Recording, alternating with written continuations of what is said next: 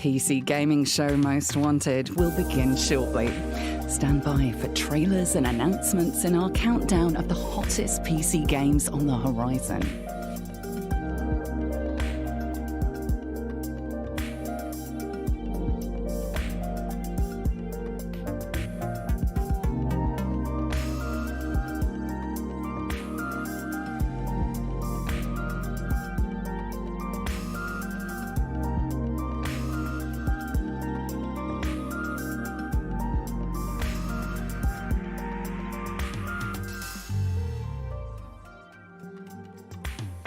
PC gaming show Most Wanted will begin shortly. Stand by for trailers and announcements in our countdown of the hottest PC games on the horizon.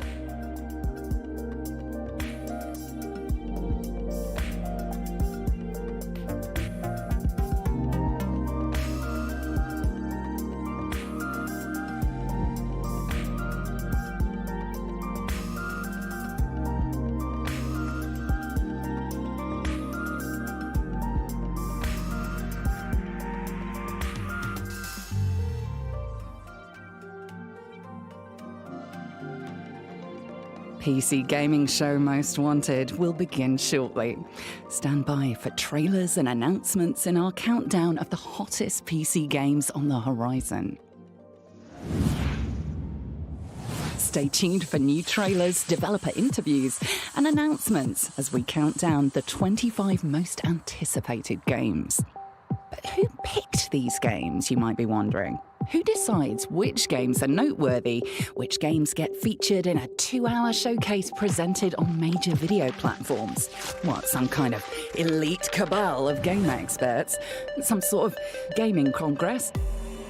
No, not a congress. Something much less democratic. The Council. Who is the Council? A whispered rumour, a rare excuse to wear cloaks. All these and more, a scattered lineage of enlightened minds stretching back into the distant past. Before Doom, before Pong, even before people thought backgammon was exciting. Which games are good? In every age, sages and mystics have sought the answer in tea leaves and tossed bones. Ancient oracles scouring the stars for something more fun than tic-tac-toe. Over millennia of human history, this work has continued, but the task grows only greater. We live in an era of gaming bounty. Each year, innumerable games.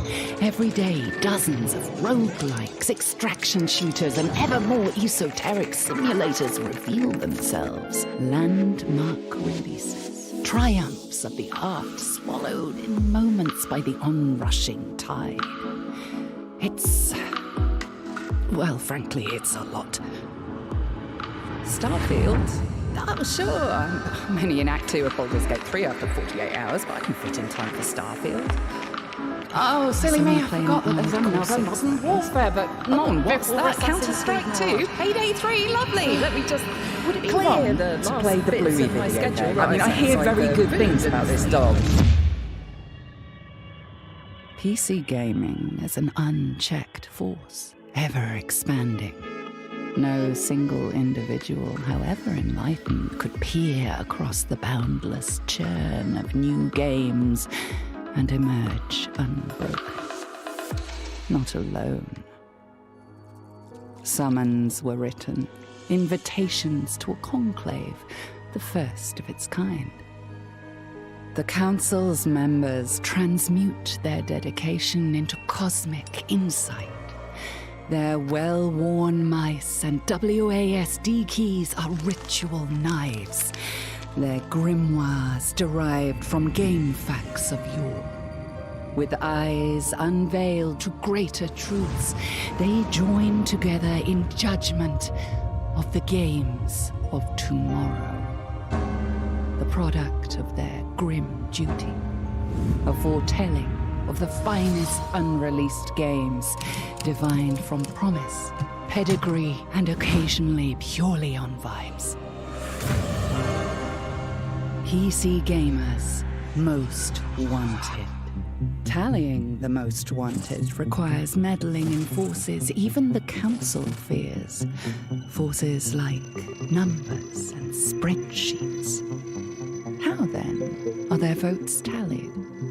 To determine the most wanted games, the council looked to the obscure corners of the earth. There, in the bowels of a dungeon, they consulted with sages called statisticians.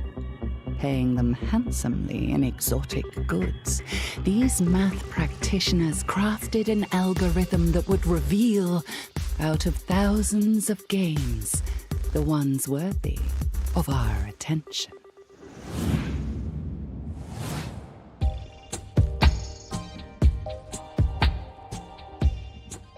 The way that it's going to work is that there is a spreadsheet that is given to every single panelist or council member, and that should contain a list of all of the games that are currently sort of in play for the next year or however long we're looking ahead. Basically, it's very simple. They're asked to put a mark next to it against how excited they are for that upcoming release.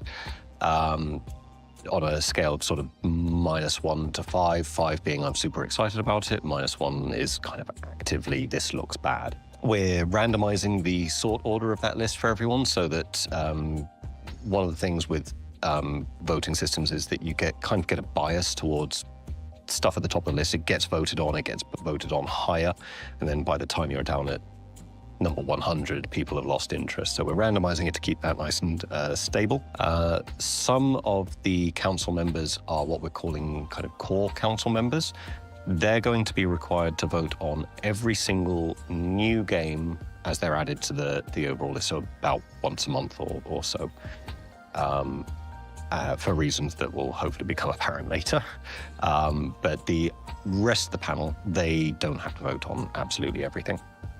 We're also moving people's games that people have voted on previously to the top, so that's a little bit easier for them to manage it month to month. Like, yeah, okay, Half-Life 3, if it's on there, that'll be near the top. I'm very interested in that. Please bring it along. Those are out there. When someone has finished casting their ballot, there's a button that they can tick, and it says, "Yep, I'm done." Checks that everything that they need to vote on, if they had to vote on everything or anything, is done. And then sometime later, Evan or one of the team members at PC Gamer will run a separate spreadsheet that goes through all of those councillors' individual ballots and reads those results, moves them into a personal history so the councillor can see their own history as well. And once it's moved into that history, it brings it into the central sheet where we do the algorithmic magic to turn it into a score.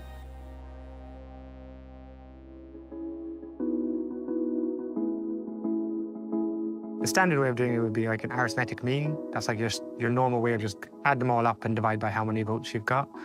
But where, as sort of Ollie's explained, is we're going to have a variable number of panelists and we're going to have a variable number of titles, and not every panelist is going to be required to vote on every title, which means the arithmetic mean approach would probably skew the results a little bit. So we looked for an alternative, which is where we landed on the Bayesian averaging technique, but allows us to introduce a couple of parameters to help us to tailor how sensitive it is to different numbers of votes and the variation in the number of titles and the number of panelists over time. So we can make use of that core group within the panel to build in expertise as prior sort of expertise and knowledge into the algorithm title by title to make sure that we're going to be sensitive enough to capture those titles that perhaps have a lower profile. So you may have so that we don't swamp the rankings with very high profile games.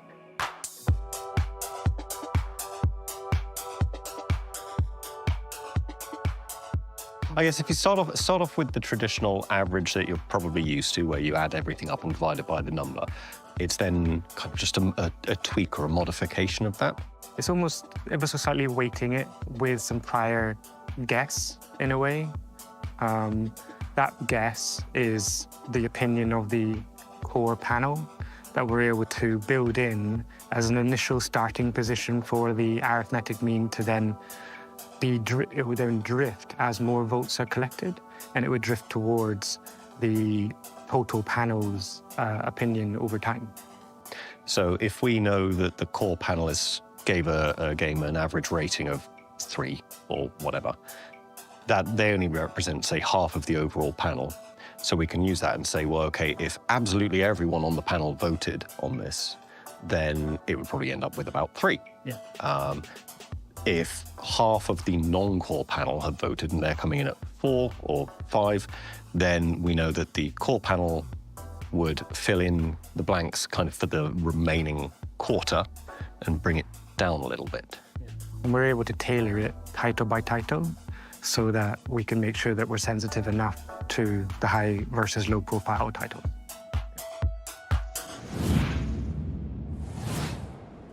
To join the council is to carry the coin, a binding seal and badge of office granted only to these anointed few. Forged with metals from forbidden depths and shaped by forgotten craft, each coin is etched with potent sigils of play. Icons of PC gaming, the runes of ancient ludic gods that definitely exist for real. The Rook, bastion of strategy and tactical prowess. The pierced target, accuracy and precision, honed with skill. The Hammer, building, crafting, cutting stones and raising walls of simulated cities and survival fortresses. The Winged Heel, upward and forward, the joy of motion and speed, the spirit of bunny hopping. The Die, the many sides of fate and their many roles to play. The Clasped Hands, fellowship in cooperation and competition. Campfire, the sharing of stories and gazing into the glow. And at their center, the eye of the council, awestruck yet unclouded. The vision of greater truths glimpsed through play, and the wisdom to recognize them. The coins are more than a token with a delightful weight in the hand. They are a symbol of perilous knowledge, a marker of dedication, devotion, and dire consequence.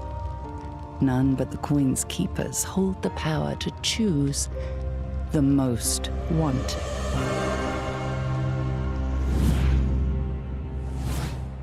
PC gaming show Most Wanted will begin shortly. Stand by for trailers and announcements in our countdown of the hottest PC games on the horizon.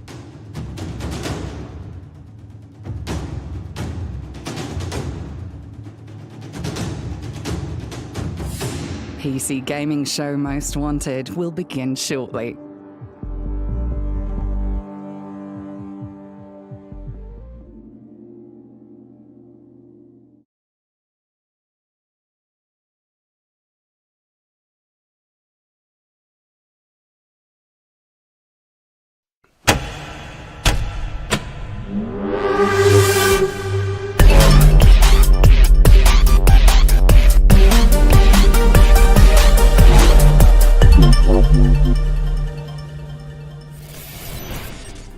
Hello and welcome to the PC gaming show Most Wanted, powered by Intel. I'm your host, Frankie Ward, streaming to you from the Churchill War Rooms, London's underground government command bunker built back in World War II. But why the fortified venue? Well, today we are doing the world's most dangerous work, putting numbers on video games. Maybe you've noticed there are a lot of video games lately.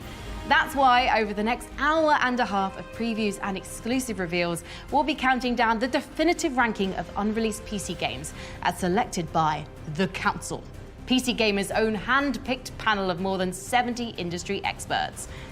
We've tasked legendary game developers, accessibility experts, game critics, and content creators with choosing which games of tomorrow deserve your attention today. We tallied up those votes to build the most wanted, the top 25 upcoming PC games chosen by the finest minds in video games. But we didn't stop there. We traveled around the world to meet with developers in their studios, gathering first-hand info from the minds behind the games we want most. We'll be airing those interviews throughout the show. And that's not all. This entire show is a showcase of games we think you'll be talking about in the near future. We'll also highlight games on the PC Gaming Show wishlist, bringing you even more reveals and new trailers. Let's kick things off with the number 25 game on the most wanted list, Still Wakes the Deep. I mean, what better setting for our first game than a collapsing oil rig off the Scottish coast haunted by an otherworldly monster? This psychological horror game features 0 weapons, but I'm sure the protagonist will be totally fine. From the Chinese Room, the studio behind Dear Esther and Amnesia, A Machine for Pigs, this is one of only 2 horror games in our countdown. Number 25. Still Wakes the Deep.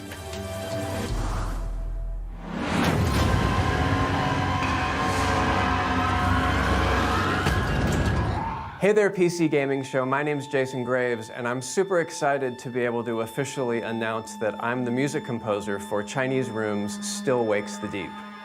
The Chinese Room has a history of incredible music in their games, and I'm really excited to be a part of it. We knew very quickly that we wanted to work with Jason because we're not only doing scary music, we're not only trying to scare the player, there's other emotions we're also trying to evoke. So we needed someone who could walk that very fine line that we're trying to achieve. Yeah. I can be scary all day, and that's fun. But what really makes it fun, I think, is that combination of emotional and scary, because one sort of feeds the other. The setting of the rig in the middle of the ocean felt like the score needed to be sort of smaller and dialed in. We sort of split the sounds of the score in half, and one half of the score, we've got live strings and live woodwinds. You can't replace live players. These players are fantastic, and it's about the emotion and the humanity. The other half of the score is a synthesizer and an actual sound sculpture that was built specifically for the score. I've got a friend who literally is a metal artist, and he ended up creating a sculpture which he affectionately named The Rig. Every surface of it can be tapped, bowed, scraped, or rubbed, and it makes all these different sounds. And they are about as non-human and non-emotionally tender or sensitive as you can get. It's the opposite end of the spectrum. It's an emotionally complex game, and I think the music is able to reflect this with the use of these several different families of instruments.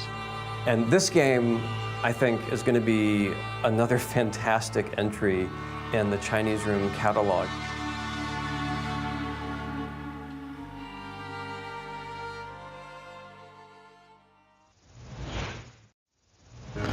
Our list of most wanted games on PC was voted for by a hand-picked panel of more than 70 industry experts we inducted into a not-so-secret society called the Council. Let's hear from some of them. It is I, Miss Mika, the Bane of Millennia. I am a member of the Council. My name is Marina Hallikainen. I'm from Colossal Order. My name is Chris Barassa. I'm the creative director at Red Hook Studios. I'm here to reveal that in addition to being a little sunburnt, I'm a member of the Council. I voted strongly for Tiny Glade and Dragon's Dogma 2. Hey, I'm Jessica Klein from Blackbird Interactive, and I'm one of the voters who helped select the games in the PC Gaming Show Most Wanted. Hello, my name is Esfand, and I'm a member of the Council. And who is on this mysterious council? It could be anyone. Even Sid Meier. I got an Illuminati-style cloak to prove it.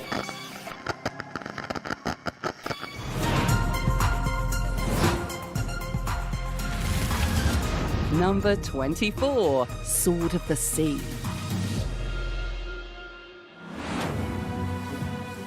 Games have a special capacity for movement, for empowering us to move in ways that are graceful or athletic or physically impossible. In this game's case, you're hoverboarding across magical, otherworldly terrain. And if anyone can turn gliding on a magic sword into an experience of meditative wonder, it's the visual and musical artists behind Abzu and Journey.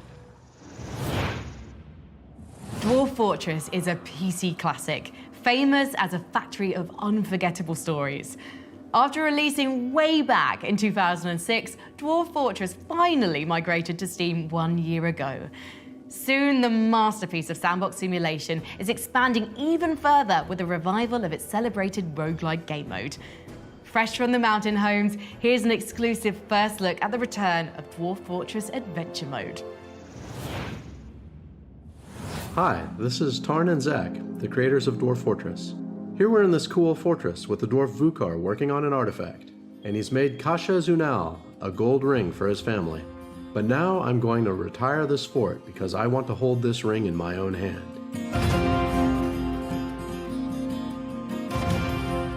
I can make a character in adventure mode, anyone I want, even a whole party. Let's take this one.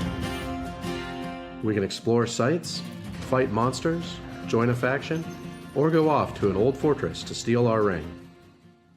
I've arrived with my hippo friend. We're pretending we belong here, sneaking down into the darkness. And there's the workshop. Let's grab the ring. There's a huge map to explore. Adventure mode is a great way to experience the world of Dwarf Fortress. Dwarf Fortress's Adventure Mode will venture forth in the second quarter of 2024. Next up in our countdown, we've got another great-looking independent game. Set in an eerie Polish town in the 1990s, Holston blends throwback pixel art, modern dynamic lighting, and mixed camera perspectives that caught the eye of our judges.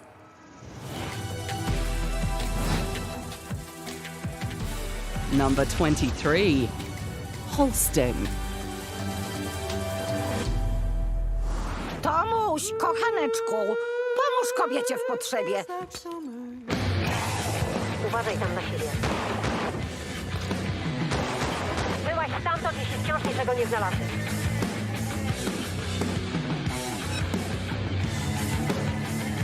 O mój Boże, światła nie działają. I co nam zamiast tym zrobić? Masz jakiś pomysł?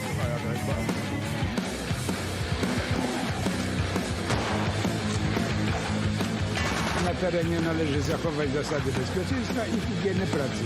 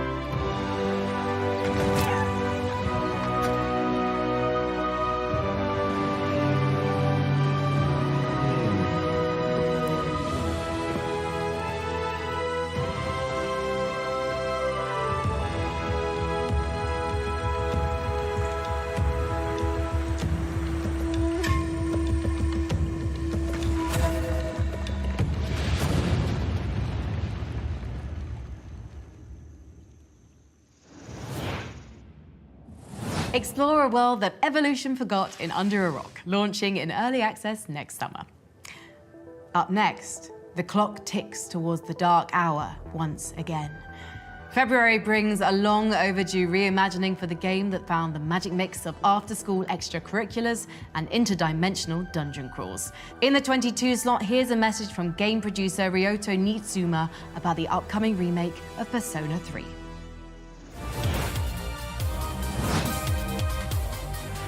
Number 22, Persona 3 Reload. PC ゲーミングショーをご覧の皆さん、こんにちは。ペルソナ3リロードプロデューサーの新妻亮太です。この度は数多くのタイトルからモーストウォンテッドゲームズに本作を選んでいただき誠にありがとうございます。皆さんの大きな期待を感じられてとても嬉しいとともに、その思いに応えられるようにしなければと開発一同身が引き締まる思いです。ペルソナシリーズのターニングポイントとなったペルソナ3から17年、今の P スタジオの手で装いを新たに生まれ変わったペルソナ3リロード。本作の登場キャラクターの一人天田健の紹介映像を先日公開しましたが、見ていただけましたでしょうか。まだ見られていない方のためにも本日はこちらを皆さんと一緒に見ていきたいと思います。ではどうぞ。So, I decided to call this meeting to introduce him to the rest of the squad. I'll try not to get in anyone's way.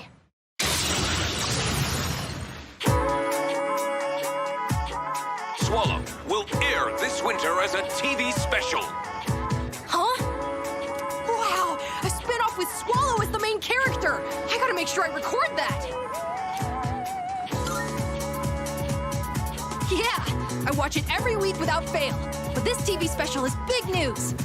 Swallow doesn't usually make much of an impression, but there's a theory that he's actually stronger than Hawk. I heard that from a friend. I chose a long weapon so I could match the reach of an adult.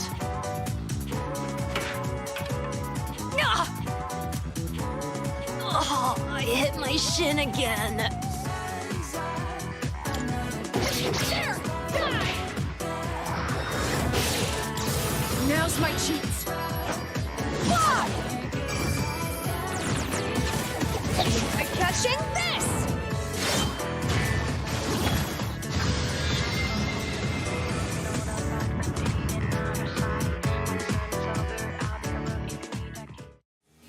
いかがでしたか。シーズとして活躍する初等部の少年天田健、ぜひパーティーに入れて一緒に戦ってみてください。ペルソナ3リロードはこれまでにペルソナ3をプレイしたことのある方にも初めてプレイする方にも自信を持ってより鮮明に描かれる感動をお届けいたします。ペルソナ3リロードは2024年2月2日に発売予定です。皆様に楽しんでいただけるようチーム一同頑張っていきますので、ぜひご期待ください。ありがとうございました。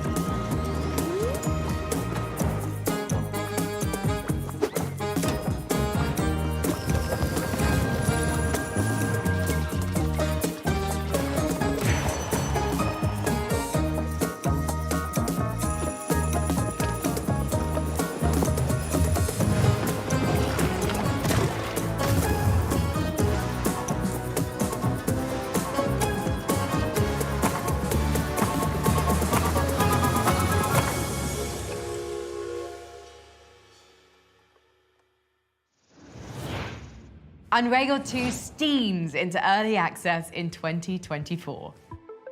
We continue our march through the most wanted with a game that's a truly handcrafted work of art. A stop-motion story of friendship on an alien seabed featuring a lovingly sculpted ensemble of stranded weirdos. Let's take a look.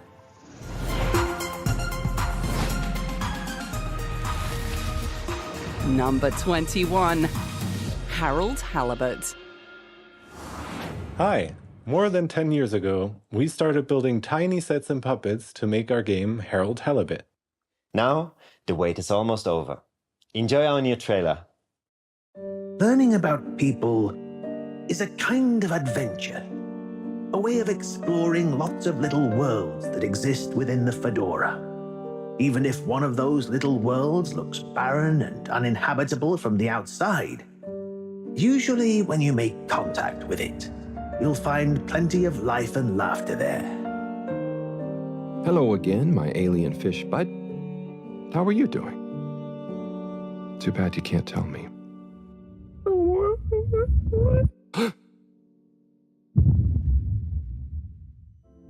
Were you? I quite wondered if maybe you'd take Harold with you. Me?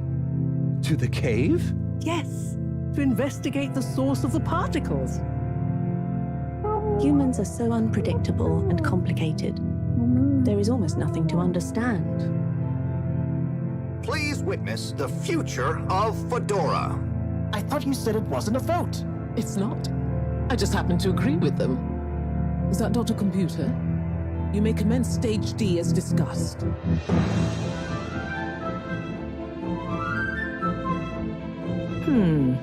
Something is afoot. Too many things that don't add up. It all seems a bit fishy to me.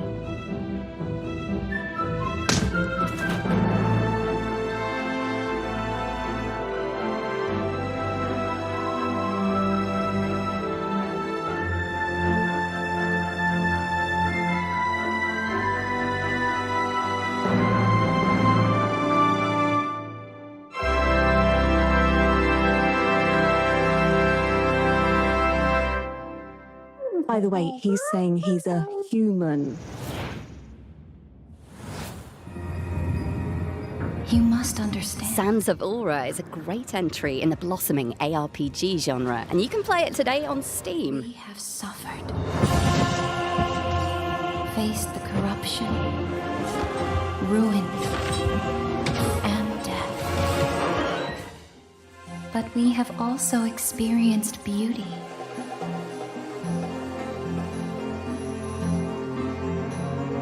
Kindness, union, and ingenuity. Yet there is much left to be discovered.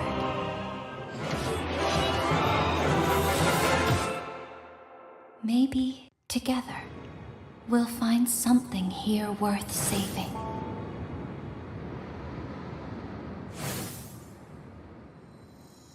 Now let's see some more titles from Freedom Games.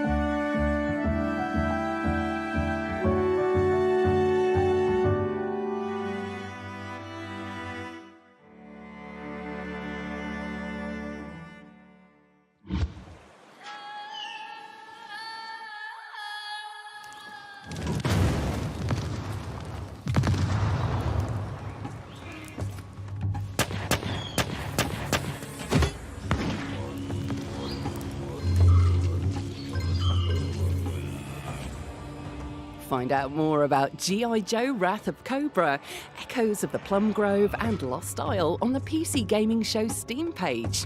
Back to you, Frankie. 2023 has been one of the best years on record for RPGs. With Baldur's Gate 3 ushering in a renaissance for classic role-playing, could there be a better time for a game set in a new universe from Ed Greenwood, creator of The Forgotten Realms? For a closer look at the upcoming RPG sandbox, we travelled to Montreal, Canada to speak with the developers of Unforetold Witchstone. Factions, empires, gods, they rise and they fall. The actions of individuals set the course of history, and you are one of them.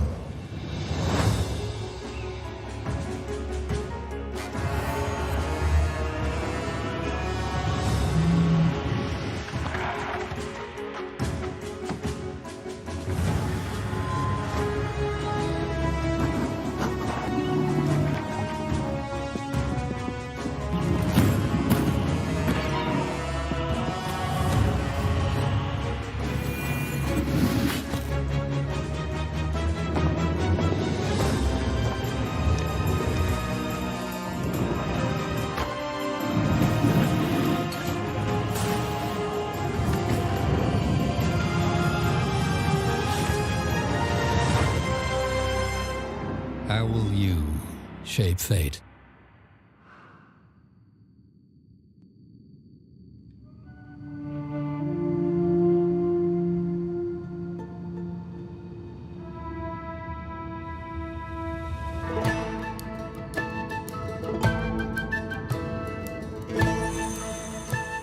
I'm Malik Bukira. I'm a co-founder of Spearhead Games, and on the games I do creative direction and design. The aspects of the tabletop experience of RPGs that we really want to bring, the freedom is a big aspect, and not just the freedom, the sense of agency with that world. Freedom alone is cool, you can do different things, but you want that world to respond. And on tabletop, you have a game master, you have other players, there's always a response to the things you do. Freedom is also about creativity, feeling clever, feeling like you did things your way. Like a tabletop RPG, players are more free to do stuff that they want to do, right? Usually in CRPGs, you'll see player being locked into certain dialogue options. We decided that no, we want a way sort of philosophically, the player can construct their own sentences. When it comes to dialogue, we added something that's really cool and unique, which we call the influence system, and it unlocks interacting with characters, talking to them at a really cool level. So you start by determining something you want from that character, whether it's just following you around, meet you somewhere, attack someone, give you something they have in their inventory, or join you as a companion even if you want. And then you pick an approach. How do you want to go about that? You can go sweet talk them, be charming about it, you can threaten them, you can blackmail them, you can argue with them logically if you have like a smart character. If you're a cleric, maybe you can convince them it's the right religious thing to do. We decided on turn-based combat because, first of all, it is truer to the tabletop experience, but also, like our dialogue and a lot of the choices that you make in the game, we really want players to have the time to reflect and sort of make the best tactical decisions, even in combat.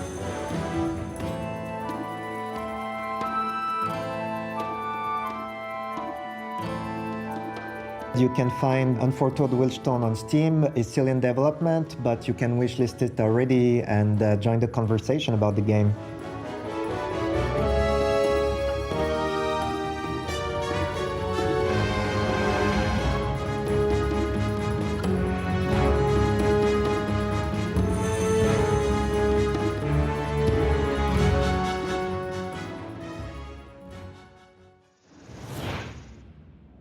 A world's worth of stories is ours to tell in Unforetold Witchstone, launching in early access on Steam on January 25th, 2024. What a moment RPGs are having, eh? You can add every game on our wishlist to your Steam wishlist by visiting the PC Gaming Show Steam page. Go to pcgamer.com/wishlist for a full list of every game in today's show. Up next on our most wanted list, you'll want to keep your blaster hand ready. In a galaxy of scoundrels, sometimes it pays to shoot first. Number 20, Star Wars Outlaws.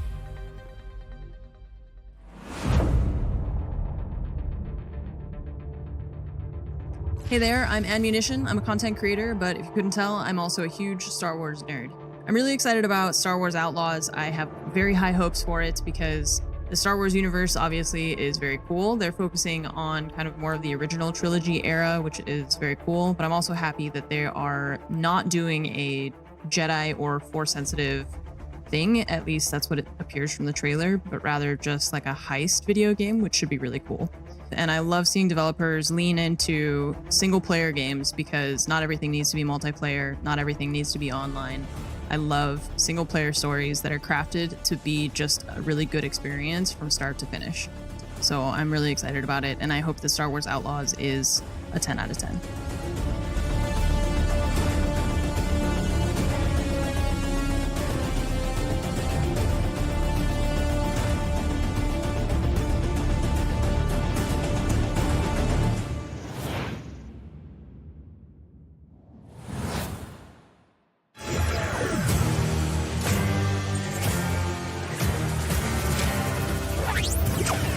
My turn.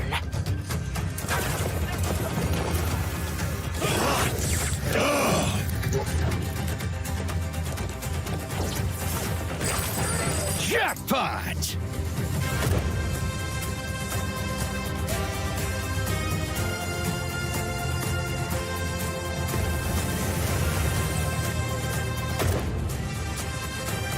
I ain't digging no holes. My turn.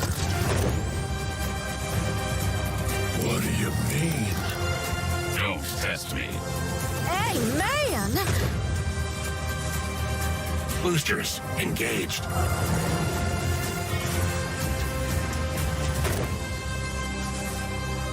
Finally, a challenge.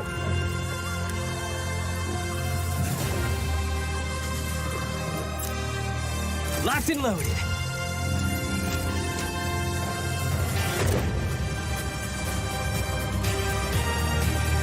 Ready for what's about to happen? Lighten the fuse.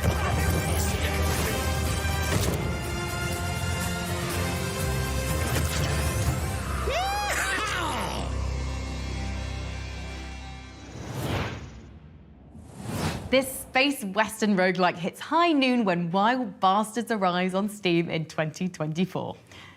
Coming up on The Most Wanted, our exclusive on-location interviews with the development studios creating Path of Exile 2 and Homeworld 3.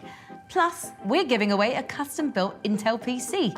You like computers, don't you? Stay tuned for your chance to win. Let's continue our countdown, shall we? We have all heard that devils may cry. But do they kickflip? From Devolver Digital, a dreamlike game of diabolical skating. Number 19, Skate Story. We got our first glimpse of Skate Story way back in 2020, leaving us with fevered visions of a demon with glass skin, a skateboard, and a quest to swallow the moon. Pairing a vivid afterlife realm with the acrobatic and dangerous play of skateboarding seems like the perfect thematic match. Our Most Wanted experts are desperate to land an unholy heel flip in the underworld.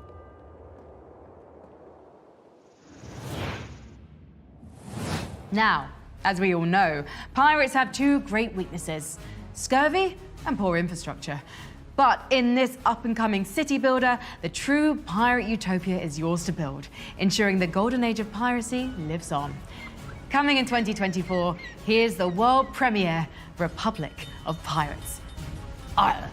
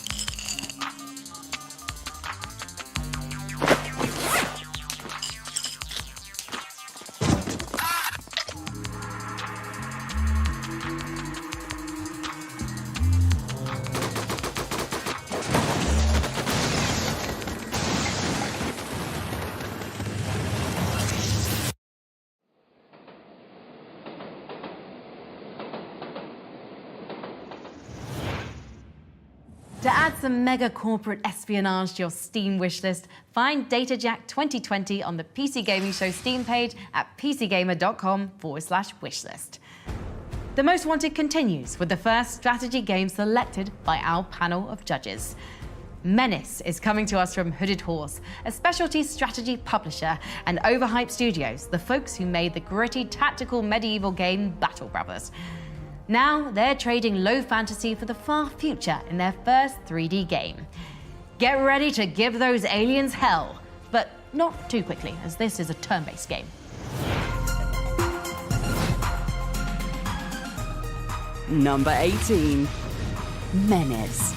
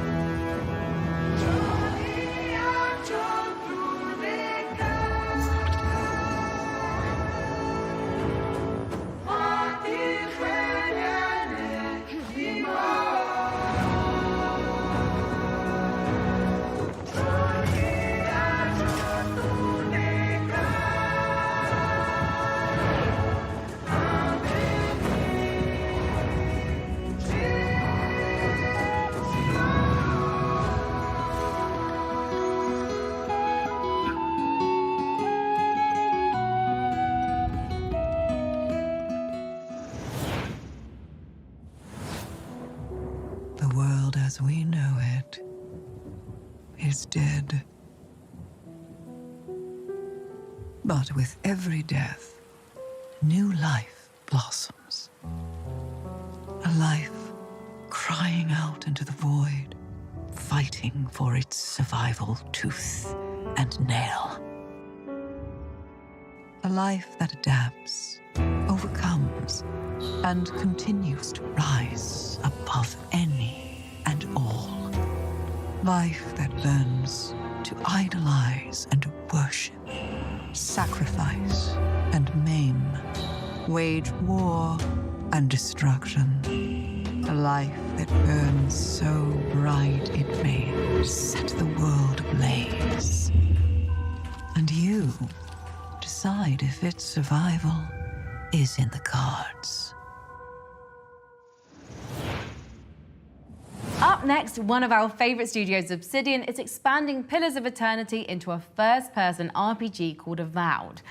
One of the things that intrigues us about Avowed is that it specifically isn't setting out to put you in a sprawling sandbox, but something more concentrated, like the studio's recent sci-fi RPG, The Outer Worlds.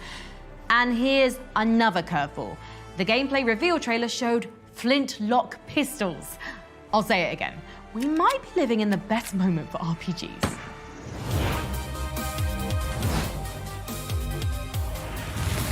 Number 17, Avowed. Avowed has me super excited because of the studio making it, Obsidian. From Fallout New Vegas to The Outer Worlds, they've shown us they know how to make an RPG that I'm gonna love. When I was watching the gameplay trailer, I was seeing all these flashy weapons and cool spells and these big dungeons, and I was thinking to myself, there's a little bit of Elder Scrolls in there, but with a Obsidian twist on it, as they always do. So I'm looking forward to probably crafting and big, beautiful storytelling, big set pieces, and a gorgeous, dangerous world to explore. And I'm going to sink my teeth into it. The Living Lands await in Avowed, coming sometime next year. Now, one of the cool things about PC games is that it's the platform for the eccentric and the experimental. This is the platform where unconventional games about hypnospace detectives or city builders on space wells are born, where Farming Simulator has its own esports scene. Our next game is in that same legacy of weirdness, but with plenty of interesting ideas underneath an art house exterior. Indica is a meditation on religion and authority, following a nun's existential journey with the devil by her side. Let's see what kind of trouble the game's creators in Kazakhstan are getting into.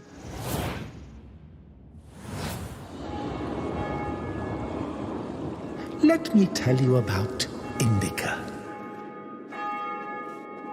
Who is she, you ask?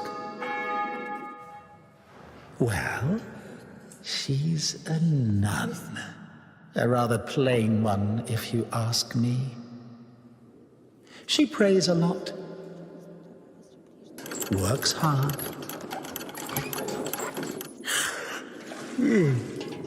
Really hard.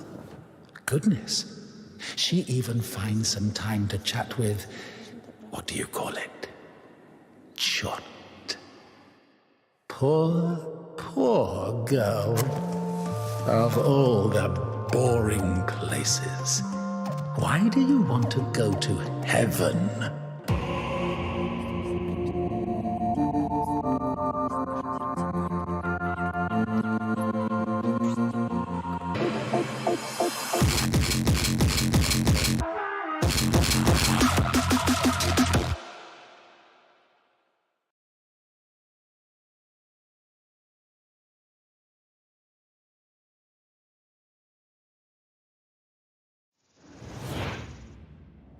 Indica arrives on PC in early 2024. Next, we've got a new game in a genre that continues to evolve and grow, the extraction shooter. Hawked is a colourful comic-style PvPvE game where players deploy to a stylish island called Exile to battle lizardmen and fellow mercenaries for the treasures of a lost world. Now playable in early access on Steam, here's a fresh look at Hawked.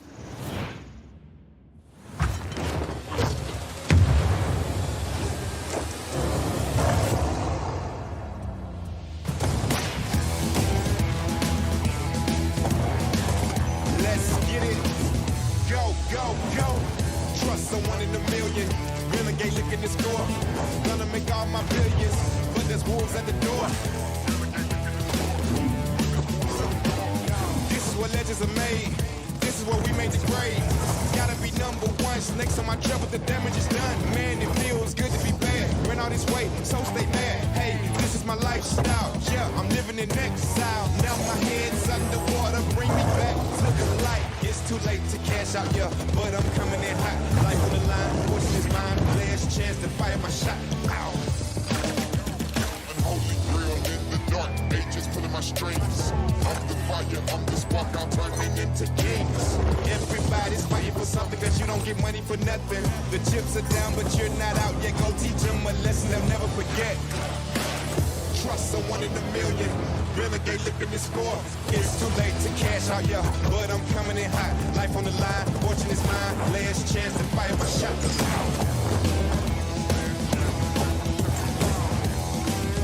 Last chance to fire my shot.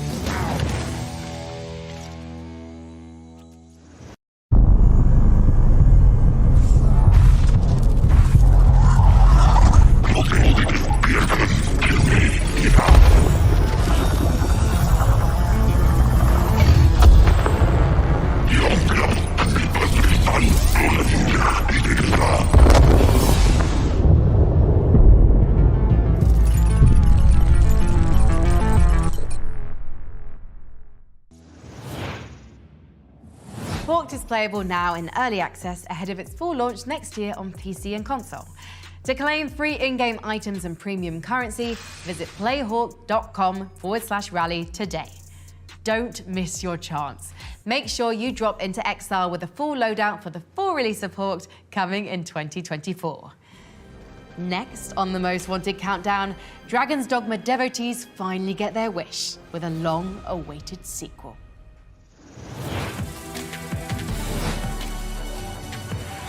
Number 16, Dragon's Dogma 2. If you're hoping for a masterwork in open-world monster slaying, you can't go wrong with Capcom's RPG cult hit. Capcom has shown just how good it is at creating these mixed action and fantasy RPGs with recent entries in the Monster Hunter series. And Dragon's Dogma 2 looks to continue that trend. Fresh crop of climbable chimeras and a bounty of befriendable pawns. The endless chain stretches on in Dragon's Dogma 2. With Dragon's Dogma 2, we're 10 games deep into the Most Wanted, and things are about to get a lot colder. In 2018, Frostpunk won wide praise as a chillingly bleak city builder. In a sequel set 30 years later, new factions arise as resurgent humanity faces its new greatest threat, itself. Let's hear from the game developer in Poland, 11-Bit Studios.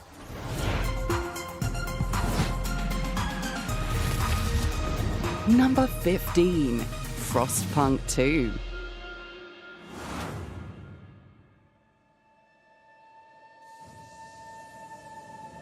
We survived the storm.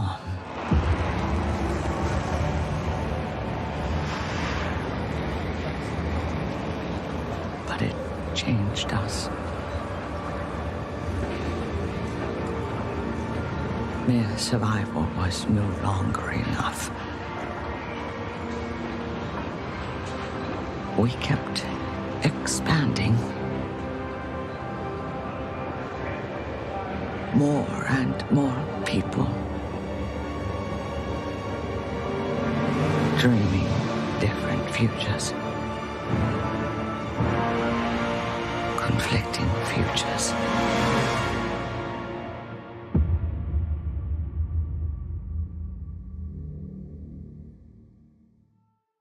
Hi, I'm Kuba Stokalski.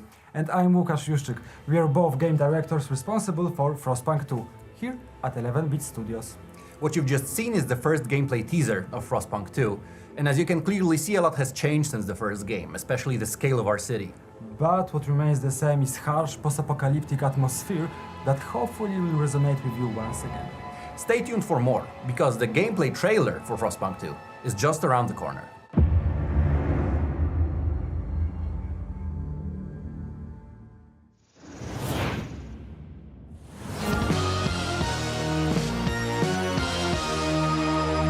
I'm Brandon Sheffield, the creative director of Demon School, and I want to tell you about our tactical battle system. This is the planning phase where we'll plot our movements, which can be rewound at any time. Characters can only move in straight lines or side steps, like if you combined a king and a knight in chess. You attack enemies by running straight into them. You can see Faye did 1 point of damage here. Namako doesn't deal damage, but stuns and debuffs enemies, reducing their defense. Now if our other damage dealer Destin hits this demon, he'll do 2 points of damage. But we can take this further. If Newt, our healer, heals a character with full health, they get an attack buff. Destin now does 4 points of damage to this enemy. You can also do combos by pushing or pulling an enemy into another friendly character, as Namako and Faye are doing here. Once you're happy with your choices, you start the action phase and watch it go. These are the main puzzle pieces you'll be working with, but there are 15 characters, each with their own unique abilities for you to discover. You can also study new techniques, improve your relationships, fight huge bosses, and unravel the mystery of why demons are breaking through to the human world on this mysterious island. We hope you enjoy it.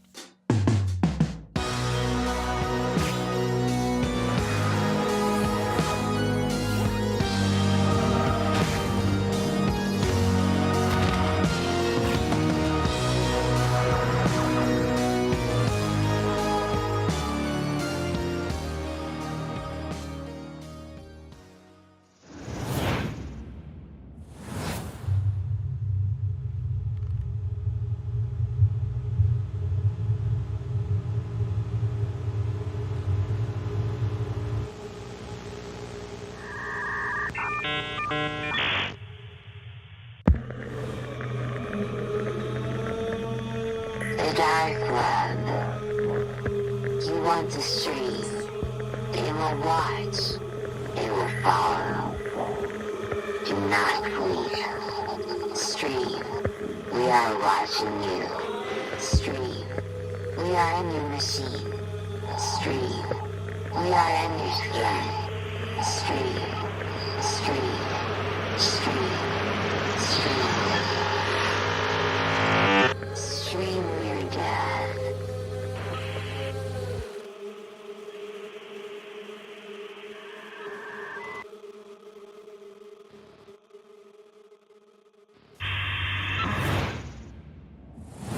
Next, with the only game on the most wanted list that's available now in early access, a team of retro shooter specialists are asking an important question. What if Bloodborne played like Thief if Thief had a pump shotgun?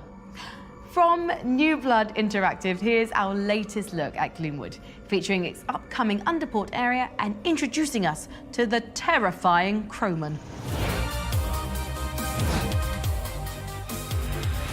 Number 14, Gloomwood.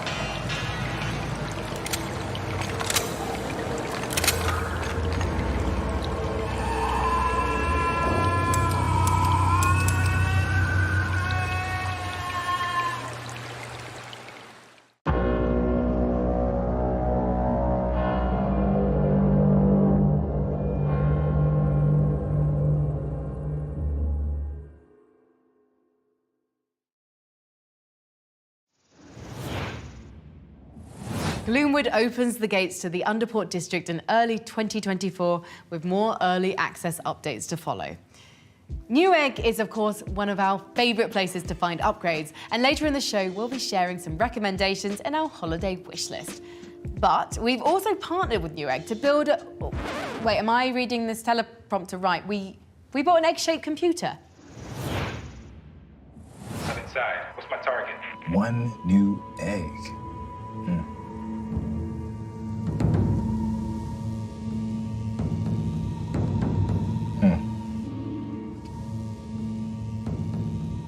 Guess this is the egg.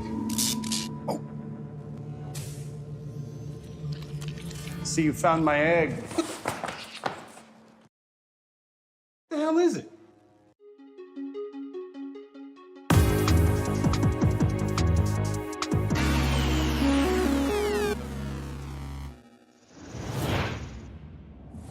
Head to pcgamer.com/egg to watch the full video.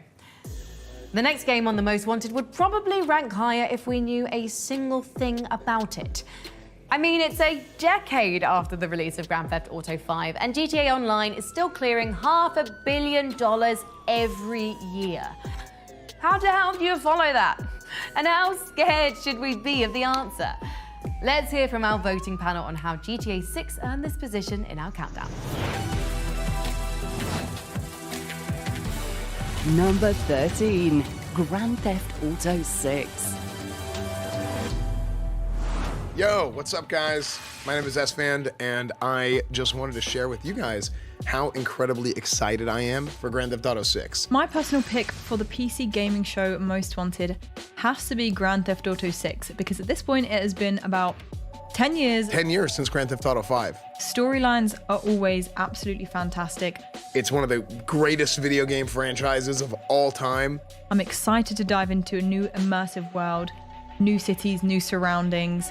Just the amount of things that you can do in this open world sandbox, and whether you just want to screw around. Rockstar recently acquired CFX, which is the company that own 5M, and that is where NoPixel is hosted, and NoPixel is one of my favorite GTA roleplay servers. I hope you guys are excited as I am. I think Rockstar has a lot of hype around it right now. And very excited to see what it holds. I hope you guys enjoy it when the game comes out.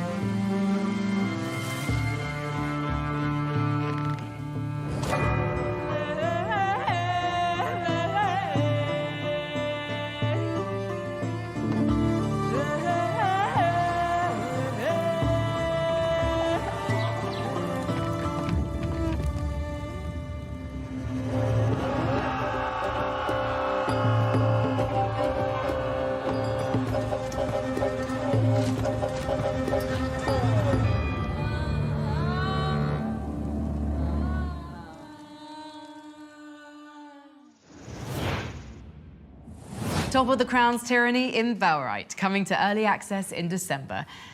Our next game rounds out a killer combo of high-profile fighting games that have hit PC in the last year. Ready?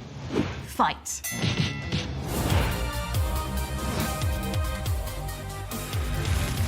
Number 12, Tekken 8.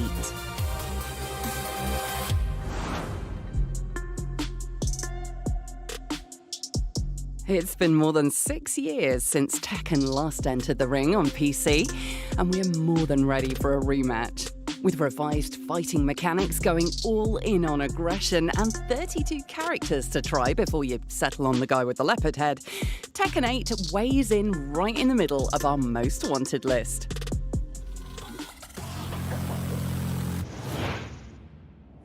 We're moving forward in our rankings with a sequel to a Metroidvania favorite.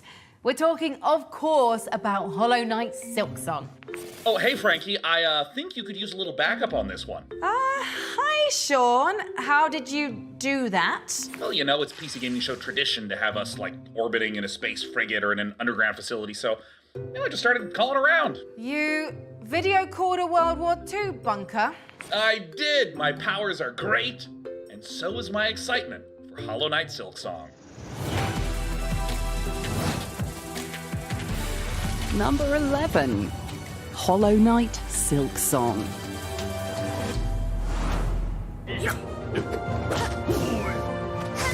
Allow me to share 3 reasons why I'm excited for Hollow Knight Silksong. First, the graphics. I adore the original Hollow Knight art style, and they're giving me more, but elevating it with more detail and layering. 2, combat in motion. The original Hollow Knight somehow was able to blend super fast, snappy movement with slow, chunky Souls-like combat.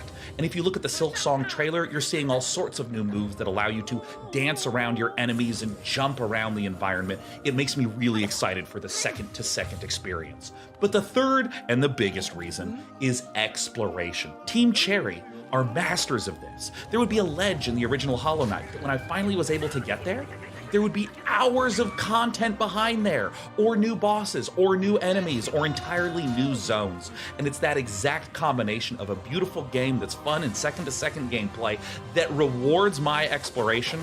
Oh, I literally can't wait for Silksong. Thanks for your Silksong expertise, Sean. What began as a spin-off expansion to Team Cherry's beloved Metroidvania is now one of our most sought-after sequels, assuming it leaves hiding someday. Before we move forward with more previews, we want your input, and we're offering a PC-sized reward.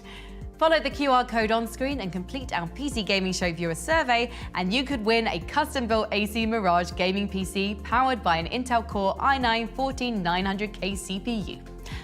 And now, a world premiere.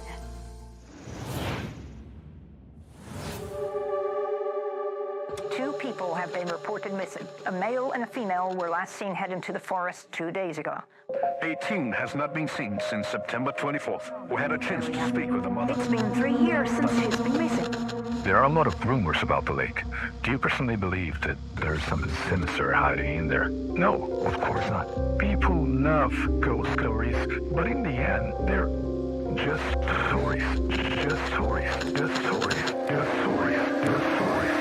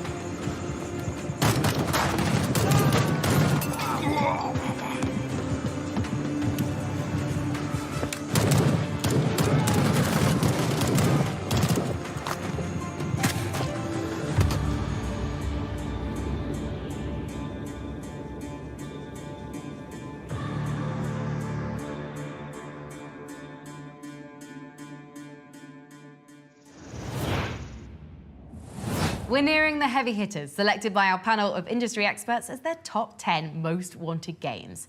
But first, a fresh look at the gun fu gameplay of Spine. Redline, as your combat AI, I have to warn you that pressing the wrong floor may lead to unexpected consequences.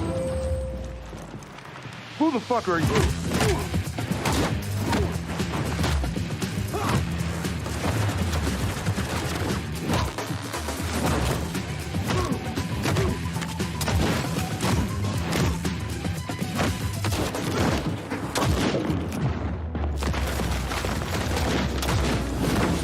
No elevator this time?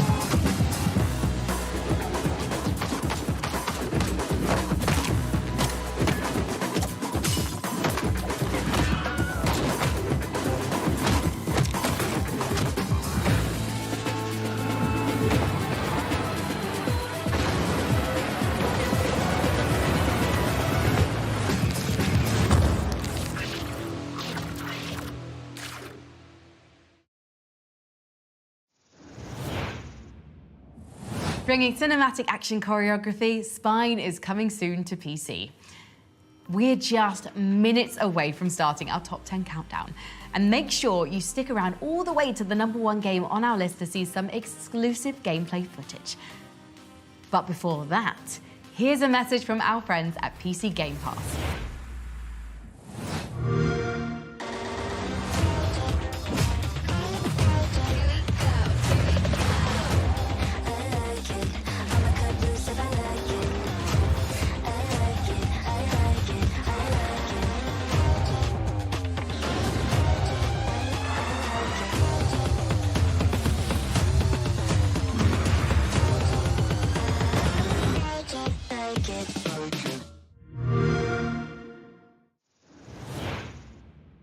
For its first post-Destiny release, Bungie's taking a walk back through time for our first entry in the most wanted top 10. Wielding 30 years of sharpened shooter design, the studio is busy carving a new extraction shooter from the series that paved the way for Halo. So far, we haven't seen much of Marathon, but its mix of rampant AIs, mysterious alien precursors, unknowable space entities, and high-saturation clone firefights are more than enough to earn slot number 10. Here's a special message from the studio.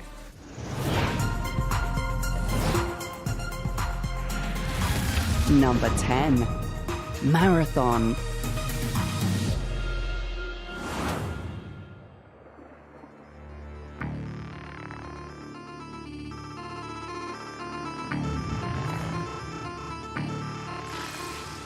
Hello, I'm Christopher Barrett, franchise game director on Marathon. We're incredibly humbled by the reception Marathon has received since its announcement earlier this year.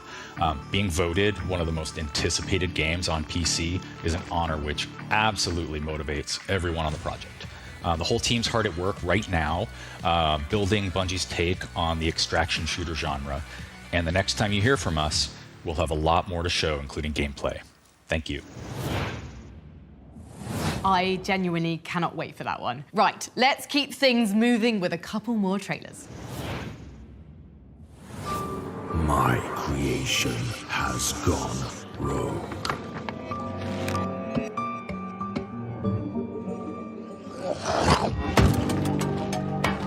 And I shall rebuild it. I might die.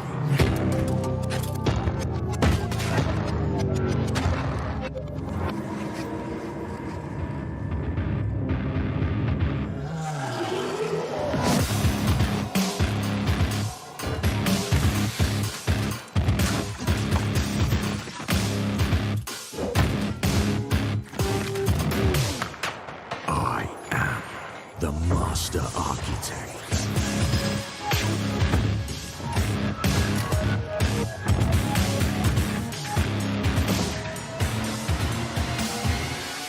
And I am in control.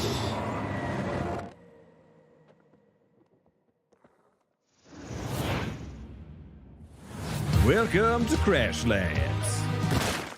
2. Explore a world filled with wonder, mystery, and some of these things. And then slap them. Just slap it all. except these.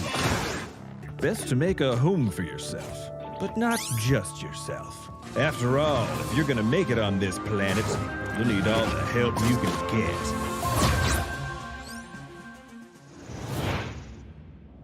Crashlands 2 drops onto Steam in 2024. At number 9 on the Most Wanted is the product of a simple design philosophy.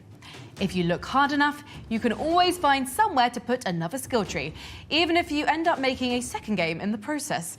Warm up that left mouse button because we're about to show you some Path of Exile 2. We travelled all the way to New Zealand to speak with the team, climbing the highest mountains to visit their studio in Auckland.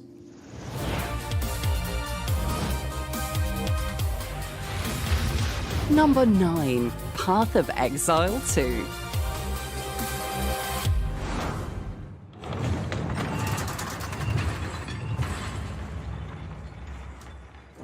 It seems the old ways still hold some power. Come at me!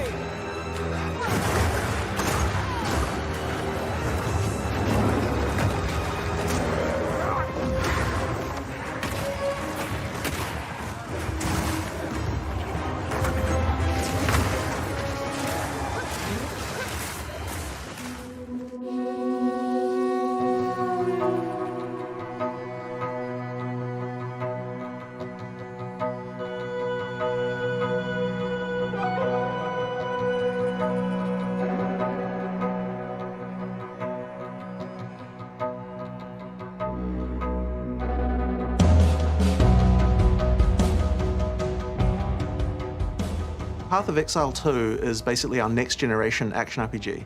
And one of the things we really wanted to make sure that we were doing with it is to make the action combat really, really excellent. We just want to make sure that anyone playing the game, you can play it like an action game, feels fun to play. We've added things like dodge rolls and like hack cancelling, things like this. And it just means that the game just feels a lot better than it previously did, as well as everything else that you'd expect from a sequel to Path of Exile. One thing in particular that sets Path of Exile apart is obviously the depth, but in the itemization systems, crafting systems, but also the sheer number of quantity of monsters, encounters. Like, we have over a decade of content that is going to be available in Path of Exile 2 as well. For Path of Exile 2, we really want to keep the mechanics from Path of Exile 1 that are great, but we can now have the opportunity to rebuild them or restructure them in a way that is easier to understand and much more accessible for someone coming at it for the first time, and keep that depth there, either hidden away or much more natural to understand. I think there's a big difference between depth and complexity. Path of Exile 2 in some ways is less complicated than Path of Exile 1 because we've simplified the sort of technical complexity around doing things like the way you socket skills and things like that to make it easier to understand. But at the same time, we're making sure that we keep all the depth in terms of character options and things that you can do. So everything is still there as far as like, what can I do to build my character? It's just that it is easier to do so because you don't have to be worrying, for example, about when you're changing your items that you're going to break the way your skills are working and things like that. So I think that actually new and regular players can tolerate a lot of depth. It's the complexity that we want to try and avoid. The dodge roll actually came about because we really wanted to be able to find a way to having some skills that took longer to do than other skills. But the problem with that is that skills feel really terrible if you start them and then you can't get out of them. So we really needed a way to make that interruption be possible, and the dodge roll was a really great way to do it. We actually already had a philosophy for Path of Exile 2 boss design where we wanted to make sure that everything was dodgeable. But previously we were just doing that by running around. But I think the dodge roll has actually changed a lot of things, and especially because, now that you can expect a player to be able to do that, it means that we can have the expectation and the balance as well. We've done fresh design on everything. We've taken some elements from PoE1 in terms of monsters, specific monsters, and brought them over and kind of because they were fun to play. Like, why not replicate something that is still fun to play? But of course, it's full fresh coat of paint. There are definitely new systems. I'd say a lot of the monsters are faster, for example, which is where dodge roll helps to come into play. We have secondary AI systems that allow the monsters to do skills while they were performing another skill. Much like how a player can dodge roll to interrupt a skill, a monster can now do the same thing. We have a lot more monsters doing interactions with the environment. They'll interact with the world more, a lot more spawning from things, a lot more, like in one of our areas, the Isle of Kin, we have monsters riding on top of another monster, and then when they get close, they all jump off. There's a lot of design changes that have had to gone on to take into account the way that the new skill system works. So with something like the Mercenary now, we're developing how crossbows should work. We kind of really looked at that and thought, okay, how can we make crossbows just feel completely different than bows? You know, if you look at a shooter, it's like pistols and shotguns and things like that. Like, what about those makes them different from each other? And so therefore, it makes the whole experience just feel so different than what a bow feels like now. You know, you want that like pull the trigger and it instantly fires, you know, that kind of instant response type of thing. And I think that as we approach each different character class, we're thinking like, how can we make the skills here feel so different than every other class? For a lot of the really unique skill sets like the crossbows, which are almost basically guns, there's a lot of work that's been done in other games to make those feel great that we had the opportunity to bring into Path of Exile. And there's a lot of lessons of what works well in a shooter that can work well in an RPG if you do the work, get the animations right, get the timing right. We've done a lot of core system changes to make it so that it feels like you've got as much control as you would in a shooter-focused game. There's a lot of what have other games done well that we can bring into Path of Exile that no ARPG is really built on, because they don't have the crazy level of skill variety that we've ended up having. So we've got a live stream later today where we're going to be showing off 2 of our character classes. We're really deep diving into the mechanics, and we're really excited to show that. So if you're interested to know more about Path of Exile 2, then tune into that later today.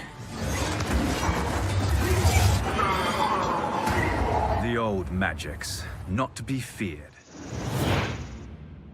Now, if you're anything like me, you leave your Christmas shopping to the absolute last second and then speedrun the entire thing in a single afternoon of guest checkouts and regret.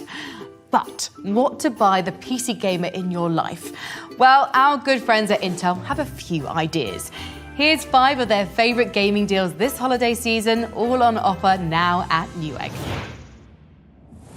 The Acer Predator Helios gaming laptop. Inside is an i7-13700HX CPU, an RTX 4070, 16GB of DDR5 memory, and 1TB of storage. We've been big fans of Acer's Helios machines for ages, and the new 16-inch Predator has fast become one of our favorite gaming laptops.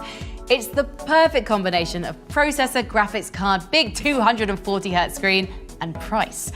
The 24-thread Intel CPU is mighty strong too, and the RTX 4070 graphics card also supports the magic of frame generation for a buttery smooth experience.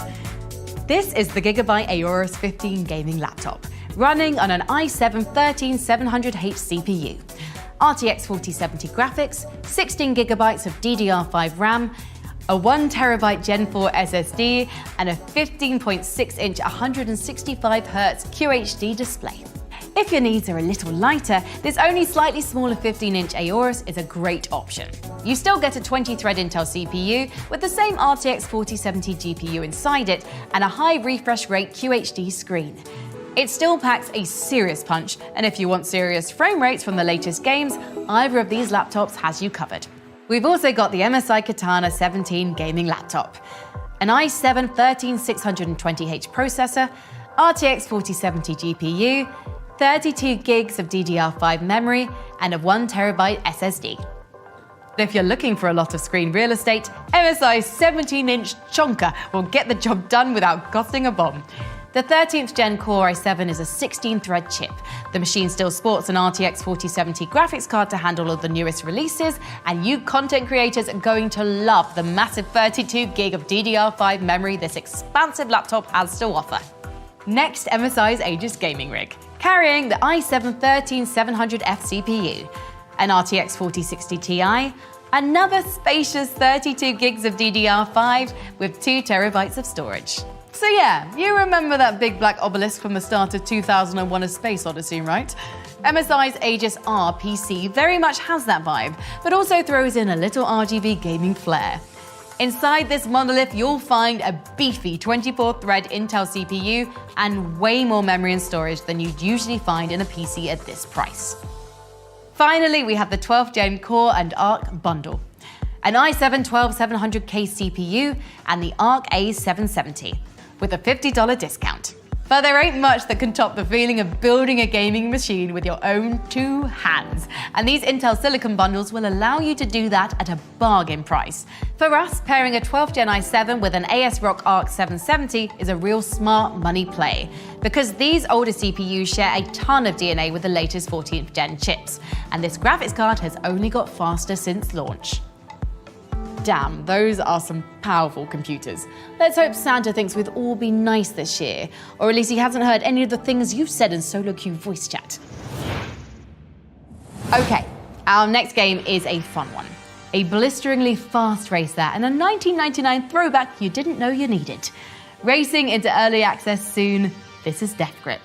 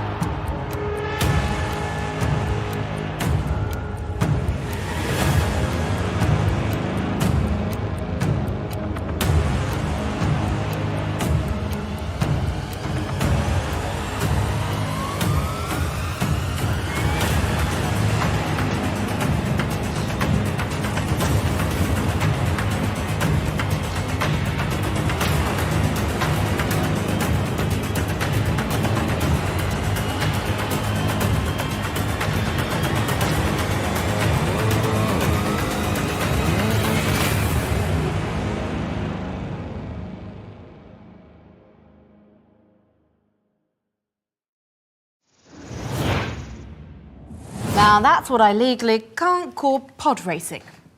The whole reason we're here today is because yes, there are an incredible amount of video games, and we want to help you decide which ones are the most deserving of attention. But if you're watching and wondering, hey, why isn't the Elder Scrolls 6 one of the most wanted games? Well, let me explain. Our voting process for the most wanted list prioritizes games that are imminent and that we know lots of information about. The more confident we are in a game's release date, the more rewarded it is by our voting system. But still, there's a long list of high-profile games that have been in dark mode for years and years. While theoretically enormous, they're frustratingly absent from the public eye. So, just to give them at least a moment of acknowledgement, I'm going to see how many of these I can rattle through. Ready? The Elder Scrolls 6, Bioshock 4, which was announced 4 years ago, the eventual Cyberpunk 2077 sequel, The Witcher remake, Project 007 from the team that made Hitman that's probably going to be incredible, Dragon Age Dreadwolf. Come on, BioWare, let's see it. Death Stranding 2, Star Wars Eclipse, yes, the Tom Clancy's Splinter Cell remake. Oh, and that untitled Fallout-like RPG from New Blood Interactive. Armor 4, that League of Legends fighting game that looks really good, a Wonder Woman game, the new Indiana Jones game from the folks that made Wolfenstein, Good and Evil 2, which has been in development for something like 15 years, the reboot of the Escape series, and Crisis 4. Crisis 4. Oh, while I catch my breath, let's see a couple of games that actually have gameplay footage.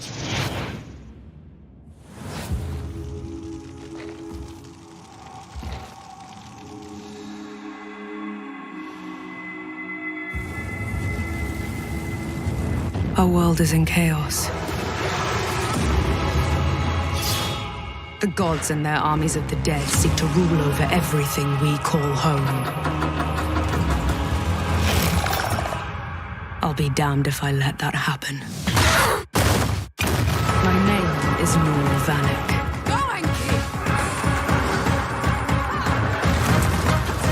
Survivor. Soldier. God killer.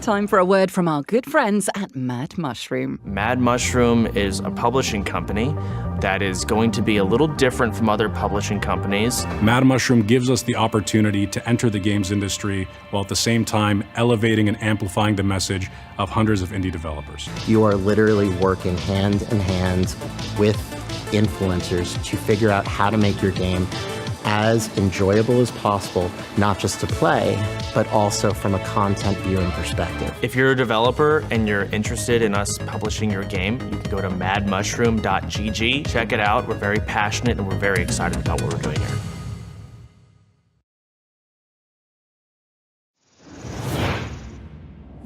In a city that never sleeps, innovators like Kieran Short and the All Street New York City Collective remind us that with the right tools, like the Alienware laptop, the boundaries of art and technology can be pushed beyond our imagination. That's where Alienware's top-of-the-line computers come in. Introducing our real-life XP boost, the Alienware Power Boost Benefit. Scan our QR code or visit the site below to see how Alienware is undeniably stepping up the game.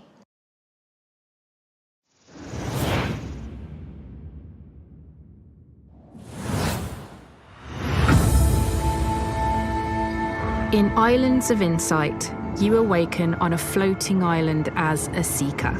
Your goal is to explore a serene fantasy realm of ancient wonders and natural beauty, solve its mysterious puzzles, and unveil the secrets of the islands. We designed the world to be brimming with thousands of handcrafted puzzles, each of them carefully placed throughout the landscape. You might start off solving logic puzzles and then decide to search for hidden objects or go find some perspective or memory puzzles to take on. Designed by some of the best minds in puzzle design, our puzzles vary in difficulty and are thoughtfully crafted to be relaxing, challenging, and satisfying to solve for newcomers and seasoned puzzle fans. There is no linear path in Islands of Insight. You choose where to go, which puzzles to solve, and in what order, all at your own pace. You can solve puzzle quests to unlock new areas in the campaign, or explore the main island, an expansive open world where most of the puzzles and secrets are found. Wander around the sublime landscapes on foot, or glide above them. Our shared world allows for seamless interactions and collaboration between players. You can interact with others for a bit of guidance, or you can play entirely on your own. This is your adventure. In today's fast-paced world, we hope Islands of Insight delivers a sublime escape for players looking to unwind. If you want to discover more, play our demo today on our Steam page.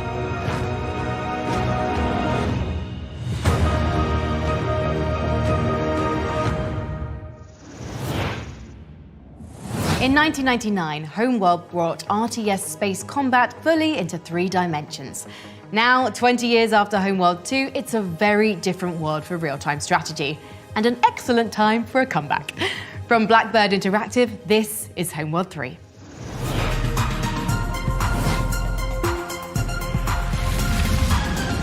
Number 8, Homeworld 3.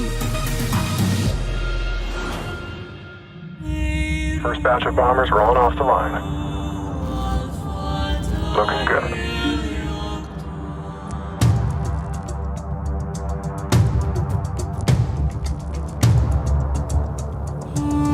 Homeworld 3 is a 3D strategy game set in space. It's incredibly cinematically compelling. When we were first starting up on Homeworld 3, we were thinking, what are some of the coolest spectacles you can think of in the universe that you would want to play in or around? In essence, Homeworld 3 was really our original dream of Homeworld 2.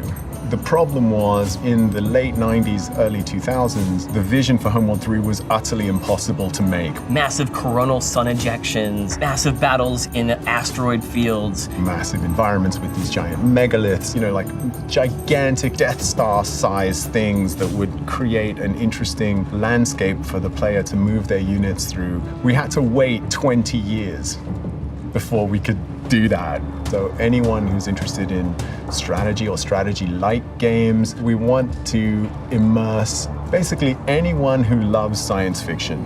For us, Homeworld 3 is a love letter to the fans of the franchise that have been with us over the last 20, 22 years. And with Homeworld 3, we want to just continue that amazing feeling that you got from playing Homeworld 1 back in the day and give that to you again. you can play Homeworld 3 at the pace that you want to play. Tactical pause are going to allow you to actually just pause the game 100%. We have a classic controls, which you'll know and love from Homeworld 2, and then we have our modern control scheme. And that one is built around FPS controls that you know and love from the games that you've played before. So MOBA players, RTS players from other games will be able to quickly understand, okay, if I want to go somewhere, I just click on this element here. Cinematic combat is such a huge pillar to the franchise. We want you to be able to get in there, find the coolest camera angle, and enjoy the spectacle. For anybody who's never played a Homeworld game, they'll be able to get right into the action. We wanted choke points. We wanted interesting strategic decision-making for the player. When engaging in combat, terrain will actually matter. We have tunnels where you can actually take your fighters and frigates through those things, and that will actually remove you from the enemy sensors, so you can ambush them. You can actually use a larger ship to take fire for another ship. So in Homeworld 3, we focused a lot on what wasn't already available for us within Unreal. We wanted to figure out the more distinct views that the game would have that separate Homeworld from any other game, which is mostly the skybox and the lighting to give that feel of being in space. When you go into a nebula, the ship understands how much coverage it has from that, which will affect the concept of fog of war in the game. We knew that we wanted persistent damage on the ships, and so then we focused on what that system would be like. You'll see the history of your battles as you go through the whole campaign. Please wishlist and pre-order the game. We're super excited to have you.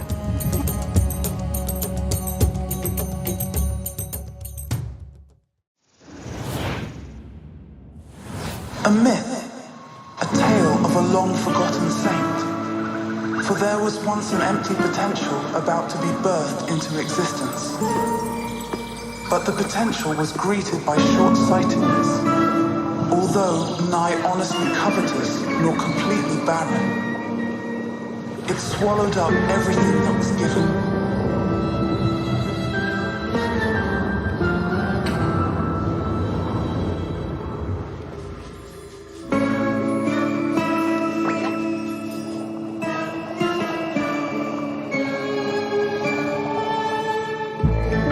The saint, reincarnate as fit and proper, but never aware, dictated from beyond by blessed ignorance and idle hands. Uji's solidarity, like a utopian hummus. Blessed be she. Life is not given, but received, and her worth lies therein. Blessed is she.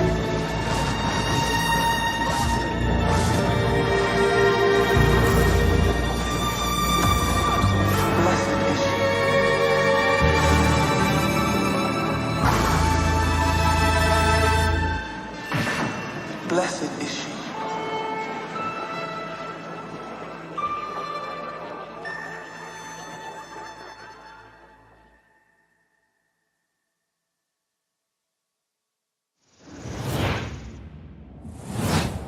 Perhaps you've heard of an obscure little indie game called Stardew Valley? Or maybe the hundreds of cozy life sims it inspired. Whilst its imitators are busy trying to rebottle the farm life lightning, Stardew's solo dev is leaving the barnyard behind. From two editors at PC Gamer, Lauren Morton and Molly Taylor, let's hear more about this highly anticipated follow-up.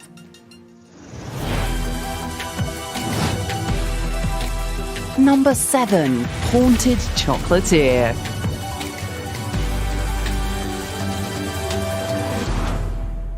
Molly, you and I end up talking about cozy games on the PC Gamer Chatlog podcast quite a bit. Which is why it's so exciting that its creator, Eric Baroni, is currently working on his next game, Haunted Chocolatier, where instead of us being on a farm, we're like running a chocolate shop instead, which sounds super exciting. We haven't seen a whole lot about Haunted Chocolatier yet. We've seen a brief trailer and we've seen some screenshots.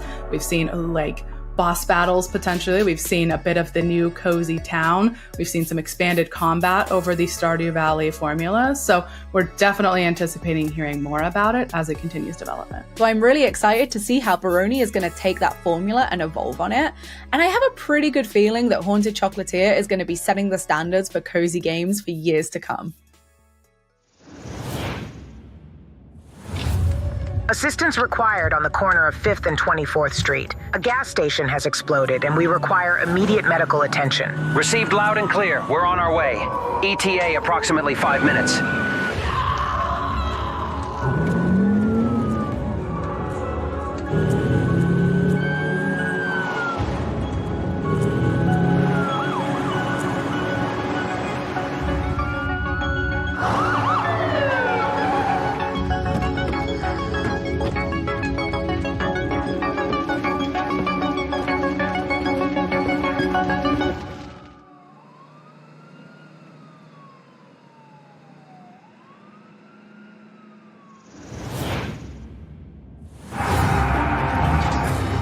The crusade is about to overwhelm us.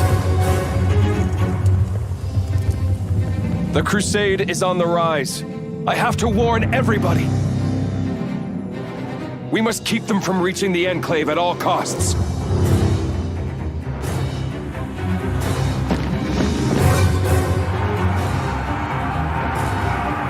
Lorelei, it's been an honor fighting by your side. Likewise, my friend. But we'll make it out of here. That's a promise.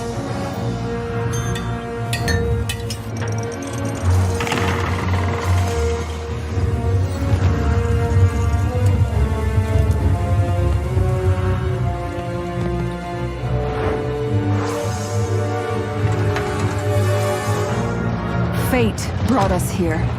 We did not come by choice.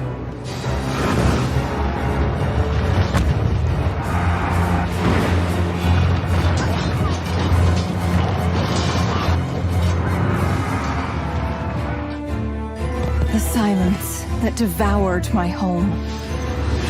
Please, guiding star, send me a sign. Queen Lorelei of Erengard, they call me Myrna. The bird will guide you to my side when the time comes. The crusade brings you a better future.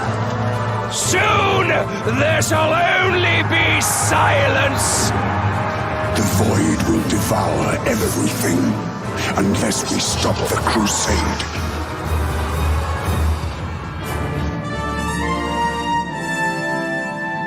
Firstborn, starborn, even constructs. Deep down, we are all as one. A vibrant blend of 4X management and card-based RTS battles, Songs of Silence releases in spring 2024. Next up on the Most Wanted Highway, a game that knows nothing beats a road trip. Just you, your car, the open road, and the interdimensional horrors bubbling forth from reality's cosmic wounds.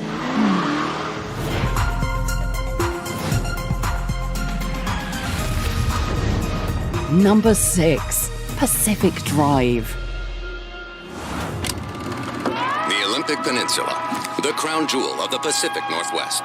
Its unmatched views and quiet solitude offer everything you need in the most beautiful place on Earth. There is no cause for alarm. Take shelter in the closest pocket of stability in your area, and please refrain from thoughts or memories of home. The chain of events were in plain sight. Strange accidents leading to the government's claim of eminent domain and subsequent seizure of the peninsula.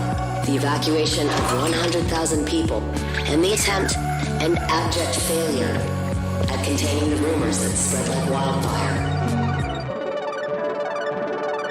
10. It was hours before Arda came to extract us. 9. Some zone secrets are best left secret. 8. 7. I don't even look up at the sky anymore. 6. Was she a myth, martyr, or monster? 5. Nothing had more potential than limb technology. 4. And look what it did to the Olympic Peninsula. 3. 2. 1. I have the distinct honor to introduce to you the American people. A new scientific frontier with a raw power, the potential is limitless. On this day, we welcome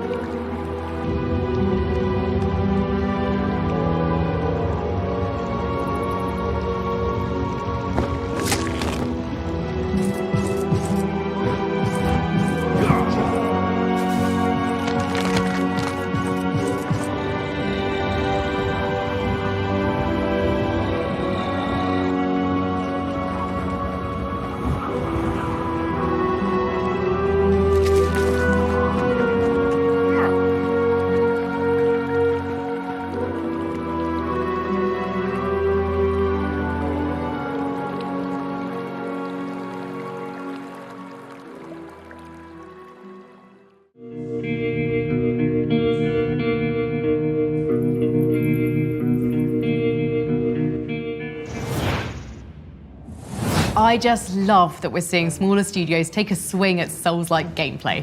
Mortal Crux is coming soon to early access.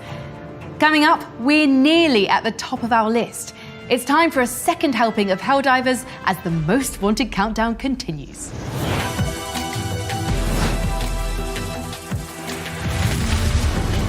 Number 5, Helldivers 2.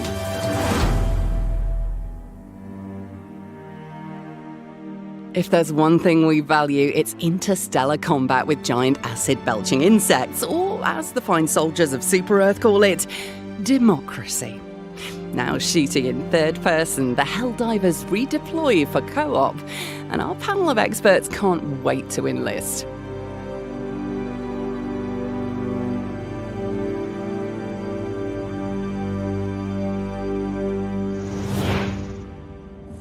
Helldivers 2 arrives on PC for some co-op Starship trooping on February 8, 2024.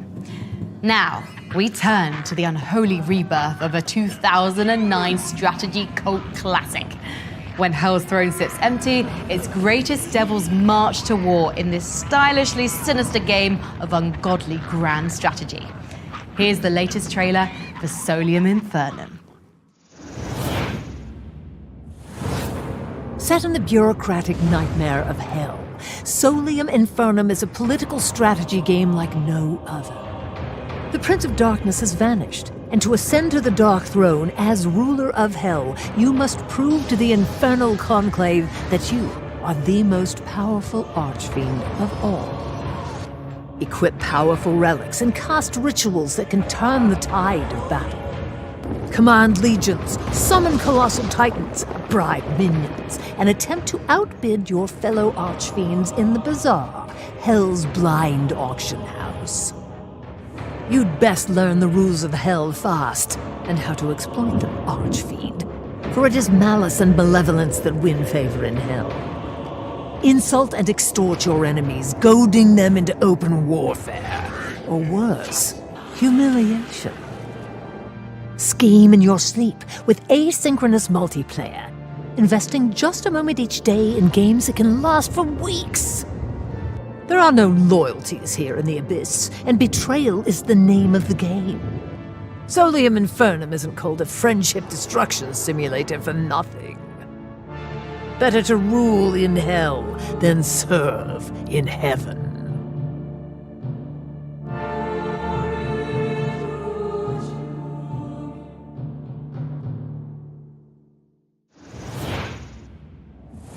History is defined by moments when its greatest himbos collide.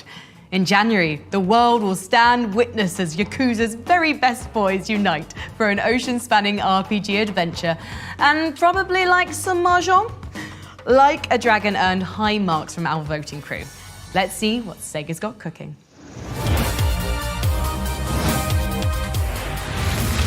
Number 4, Like a Dragon, Infinite Wealth.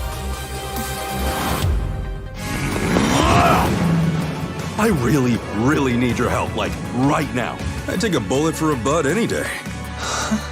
Take cover! You can always turn a new leaf, but you can't turn back the clock. All you get is the precious time you're given. You ready for this, Kasuga? Let's do this.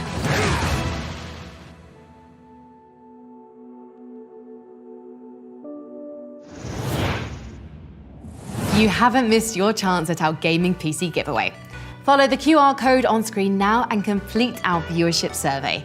Once you're done, you'll be in the running to win a custom AC Mirage PC created by the talented guys at Blue Horse Studios and boasting a Core i9-14900K CPU from the show's presenting sponsor, Intel. Hell yeah, free computers. We're just a few games away from the #1 game in our countdown, and from showing you some exclusive gameplay footage I think you're going to like.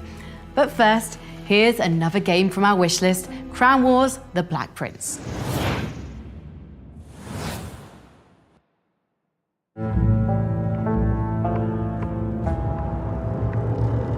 War, your great passion. How appropriate, for it makes you blind to our ascension. We were here well before your kings, before your religions. We will be here after your empires. We are domination. We are power beyond imagination. We are blood, death, multitude. We are the terror that whispers in the dark. We are the chaos in all things and the order within chaos.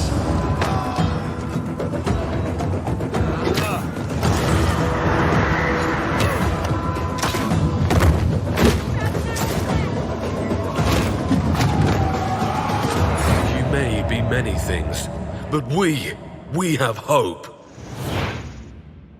Manage your forces for medieval tactics in Crown Wars: The Black Prince, coming March 2024. Sometimes PC gaming gives us games that empower us to make games. Our next studio visit is with the group behind Everywhere, an ambitious creation platform currently in development. Let's hear a little more about the big vision behind Everywhere.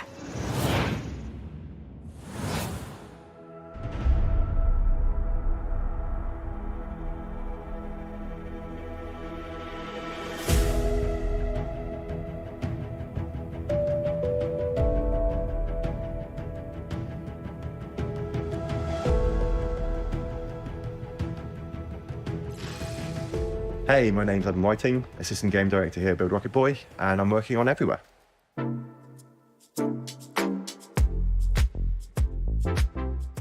So it's a world of creativity and exploration and discovery underpinned by really high quality systems that hopefully inspire the next generation of games creators and world builders. Hi, my name's Leslie Benaziz. I am the game director of Everywhere and Mind's Eye, founder of Build a Rocket Boy. Everywhere is a place where players can tell their stories, where they can build their own world. There's shooting elements, there's driving elements, there's puzzles. Players can build UGC, take part in many different experiences, and they can also play a AAA game called Mind's Eye.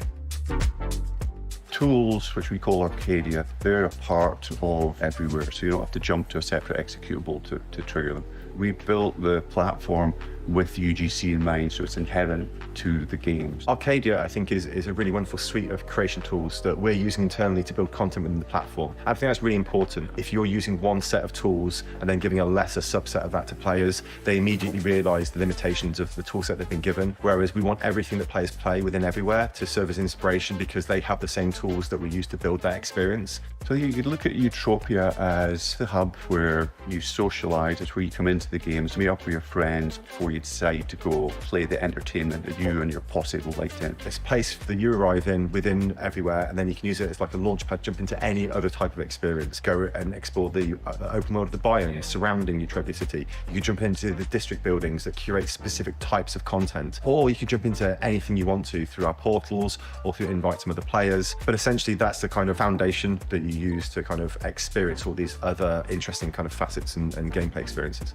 The progression system of the game, the actual gameplay of Everywhere sits within the biomes, and then you've got these abstracted other areas which we call arcs, and they're pieces of UGC content that we build and our players will build, and they're held separately from the main world. They're connected by virtue of the fact they're all part of this one ever-evolving, ever-changing world called Everywhere, and they're all connected, so using the same character and the same data to kind of traverse these different experiences, but they're not causally related or narratively related. You know, we were intentionally take a very light touch with the narrative within the game because we want this to be a world where players have agency and they have freedom to infer their own stories and their own world building within this space, and we don't really know what they're going to do with it, and we really want to earnestly kind of move forward with them and help them build this world with us. If you were kind of able to take part in like a shared reality with other players of all different types who had all different types of backgrounds and experiences and wants and needs, but they're all being fulfilled by the creative potential of one particular platform, I think that'd be a really exciting place to be.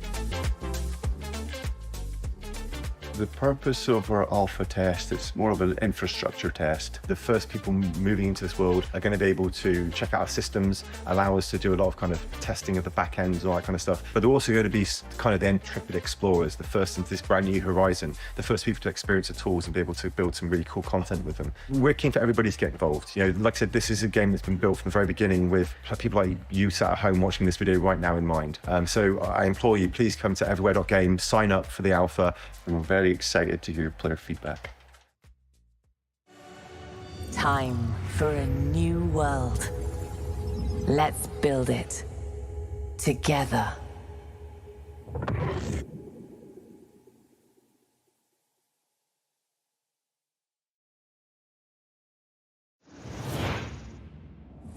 We're closing in on number 1, but first, the follow-up to a roguelike with fittingly mythical acclaim.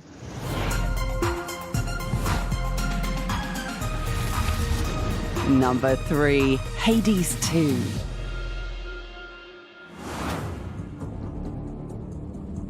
After 3 years, and who knows how many deaths, we still can't get enough Hades. And apparently neither can its developers. In Supergiant's first sequel, Hades is imprisoned and the Titan of Time is loose. You're the witchcraft-wielding princess of the underworld striking out against the forces of Kronos. It's really something to imagine how Hades 2 could build on the slowly unfolding storytelling and elegant design of the first game.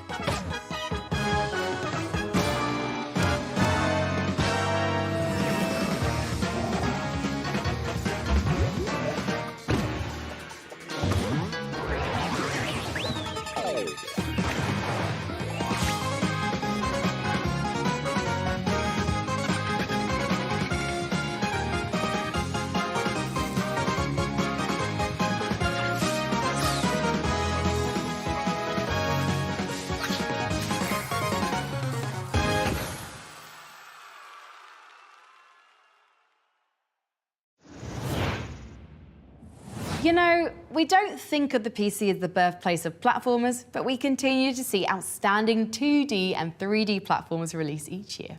Nice. Okay, Elden Ringers. However many boss kills you've got under your belt, the greatest test for every tarnished is, well, it's Millennia.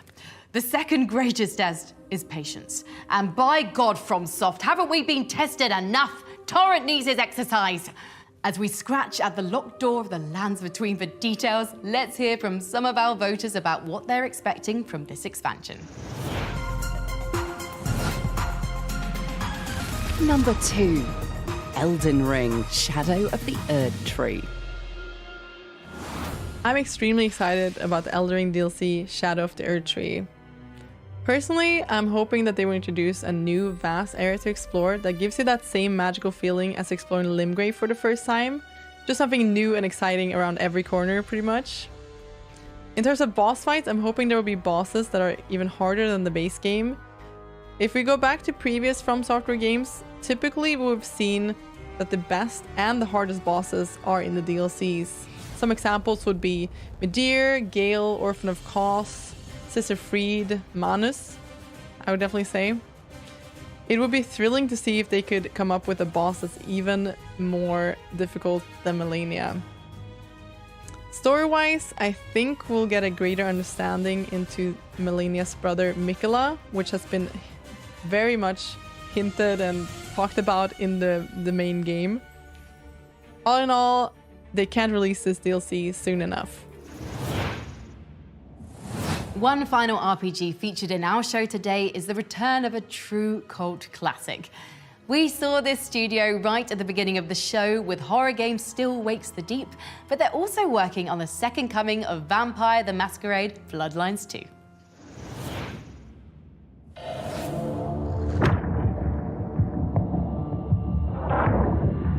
Tell me, Willem, what rumors have you heard about me? That you were there in Cairo. They called you the Slayer. And what will I be to you, Willem? And to this lonely, forgotten warehouse?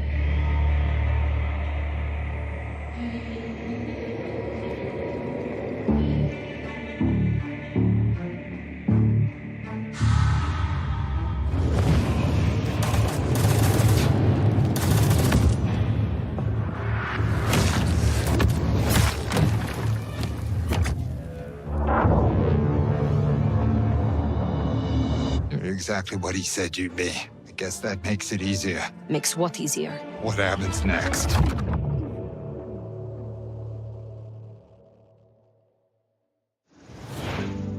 Before we find out which game tops our most wanted list, let's recap the top 25 so far. Still Wakes the Deep, Sword of the Sea, Holston, Persona 3 Reload, Harold Halibut, Star Wars Outlaws, Skate Story, Menace, Avowed, Dragon's Dogma 2, Frostpunk 2, Gloomwood, Grand Theft Auto 6, Tekken 8, Hollow Knight Silk Song, Marathon, Path of Exile 2, Homeworld 3, Haunted Chocolatier, Pacific Drive, Helldivers 2, Like a Dragon, Infinite Wealth, Hades 2, Elden Ring, Shadow of the Erd Tree. We've ranked 24 of our 25 most wanted games, each capturing a different piece of our fascinations. We've had meditative sword surfing, demonic skateboarding, eldritch road tripping, whether it's the three-dimensional space strategy of Homeworld 3 or the ever-expanding universe of build crafting in Path of Exile 2, the most wanted represents the games we can't help but hunger for. But for our panel of experts, one game more than any other had a clear hold on our hopes. This game received the highest voting total from our panel of critics, developers, and content creators. It's the long-awaited return of a series that found wonder in jammed firearms and crackling Geiger counters, striking a balance between lethal tension and dystopic beauty that's never quite been matched. But also, this game is a testament to developer fortitude. This is a project that's weathered wartime, including office relocations and most recently, a severe studio fire. Here is our most wanted game.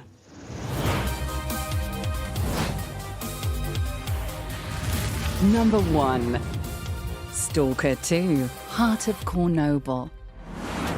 Hello everyone, I'm Evgen, the CEO of GC Game World and the game director of Stalker 2, Heart of Chernobyl.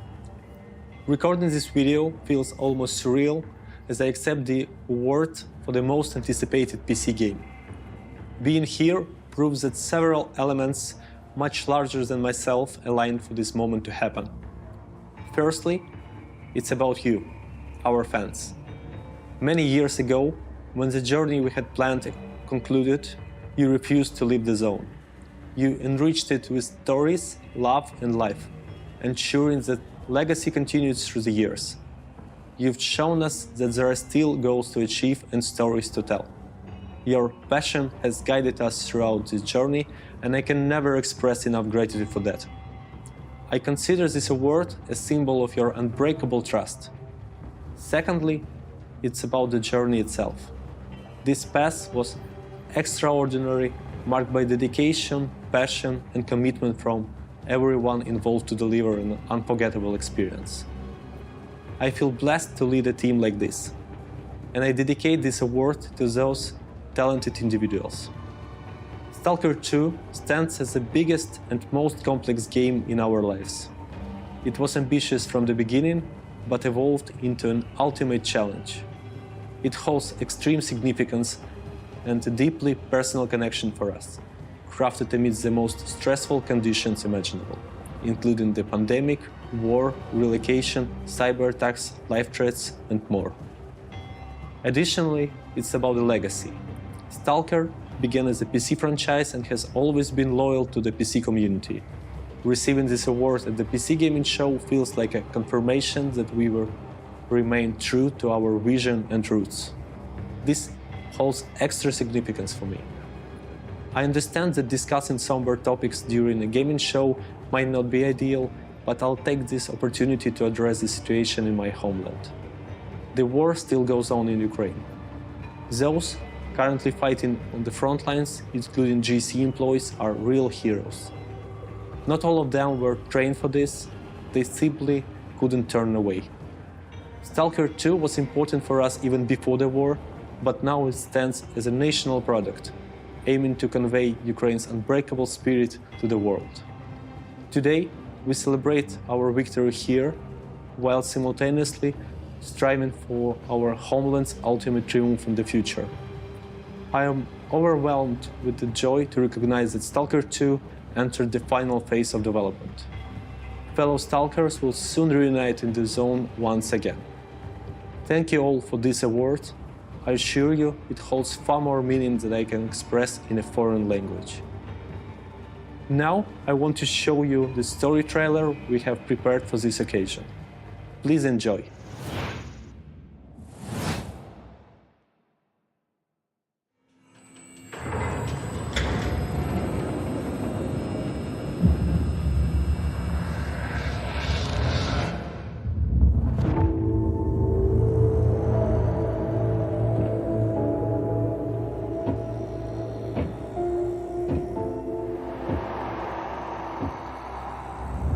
You asked me about my good luck charm. Remember? It's an empty shell. Decided to play soldier? With me? Dimitri and I were just discussing a certain puzzle we found in the zone. But we can't quite seem to get all the pieces to fit. Maybe you can figure it out. It reminded me that we used to be puppets. I took just one awkward step, and my whole world plunged into darkness. I'm sorry, Strider.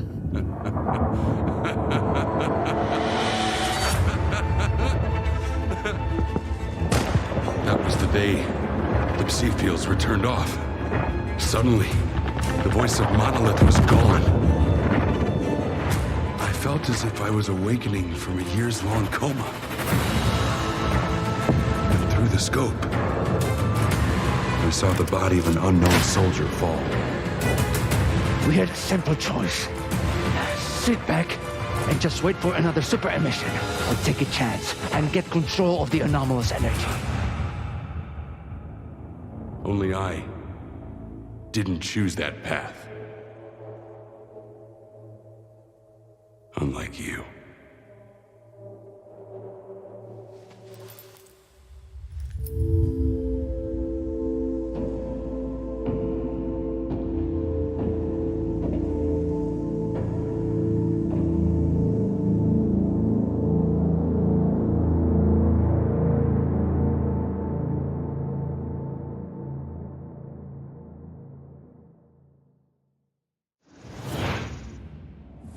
Thank you for joining us in counting down the PC gaming show Most Wanted. And thanks as well to our sponsors at Intel for helping us put on this broadcast.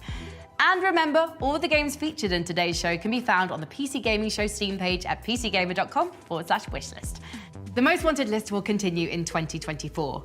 The overflowing bounty of PC gaming does not quit, and neither will our judges.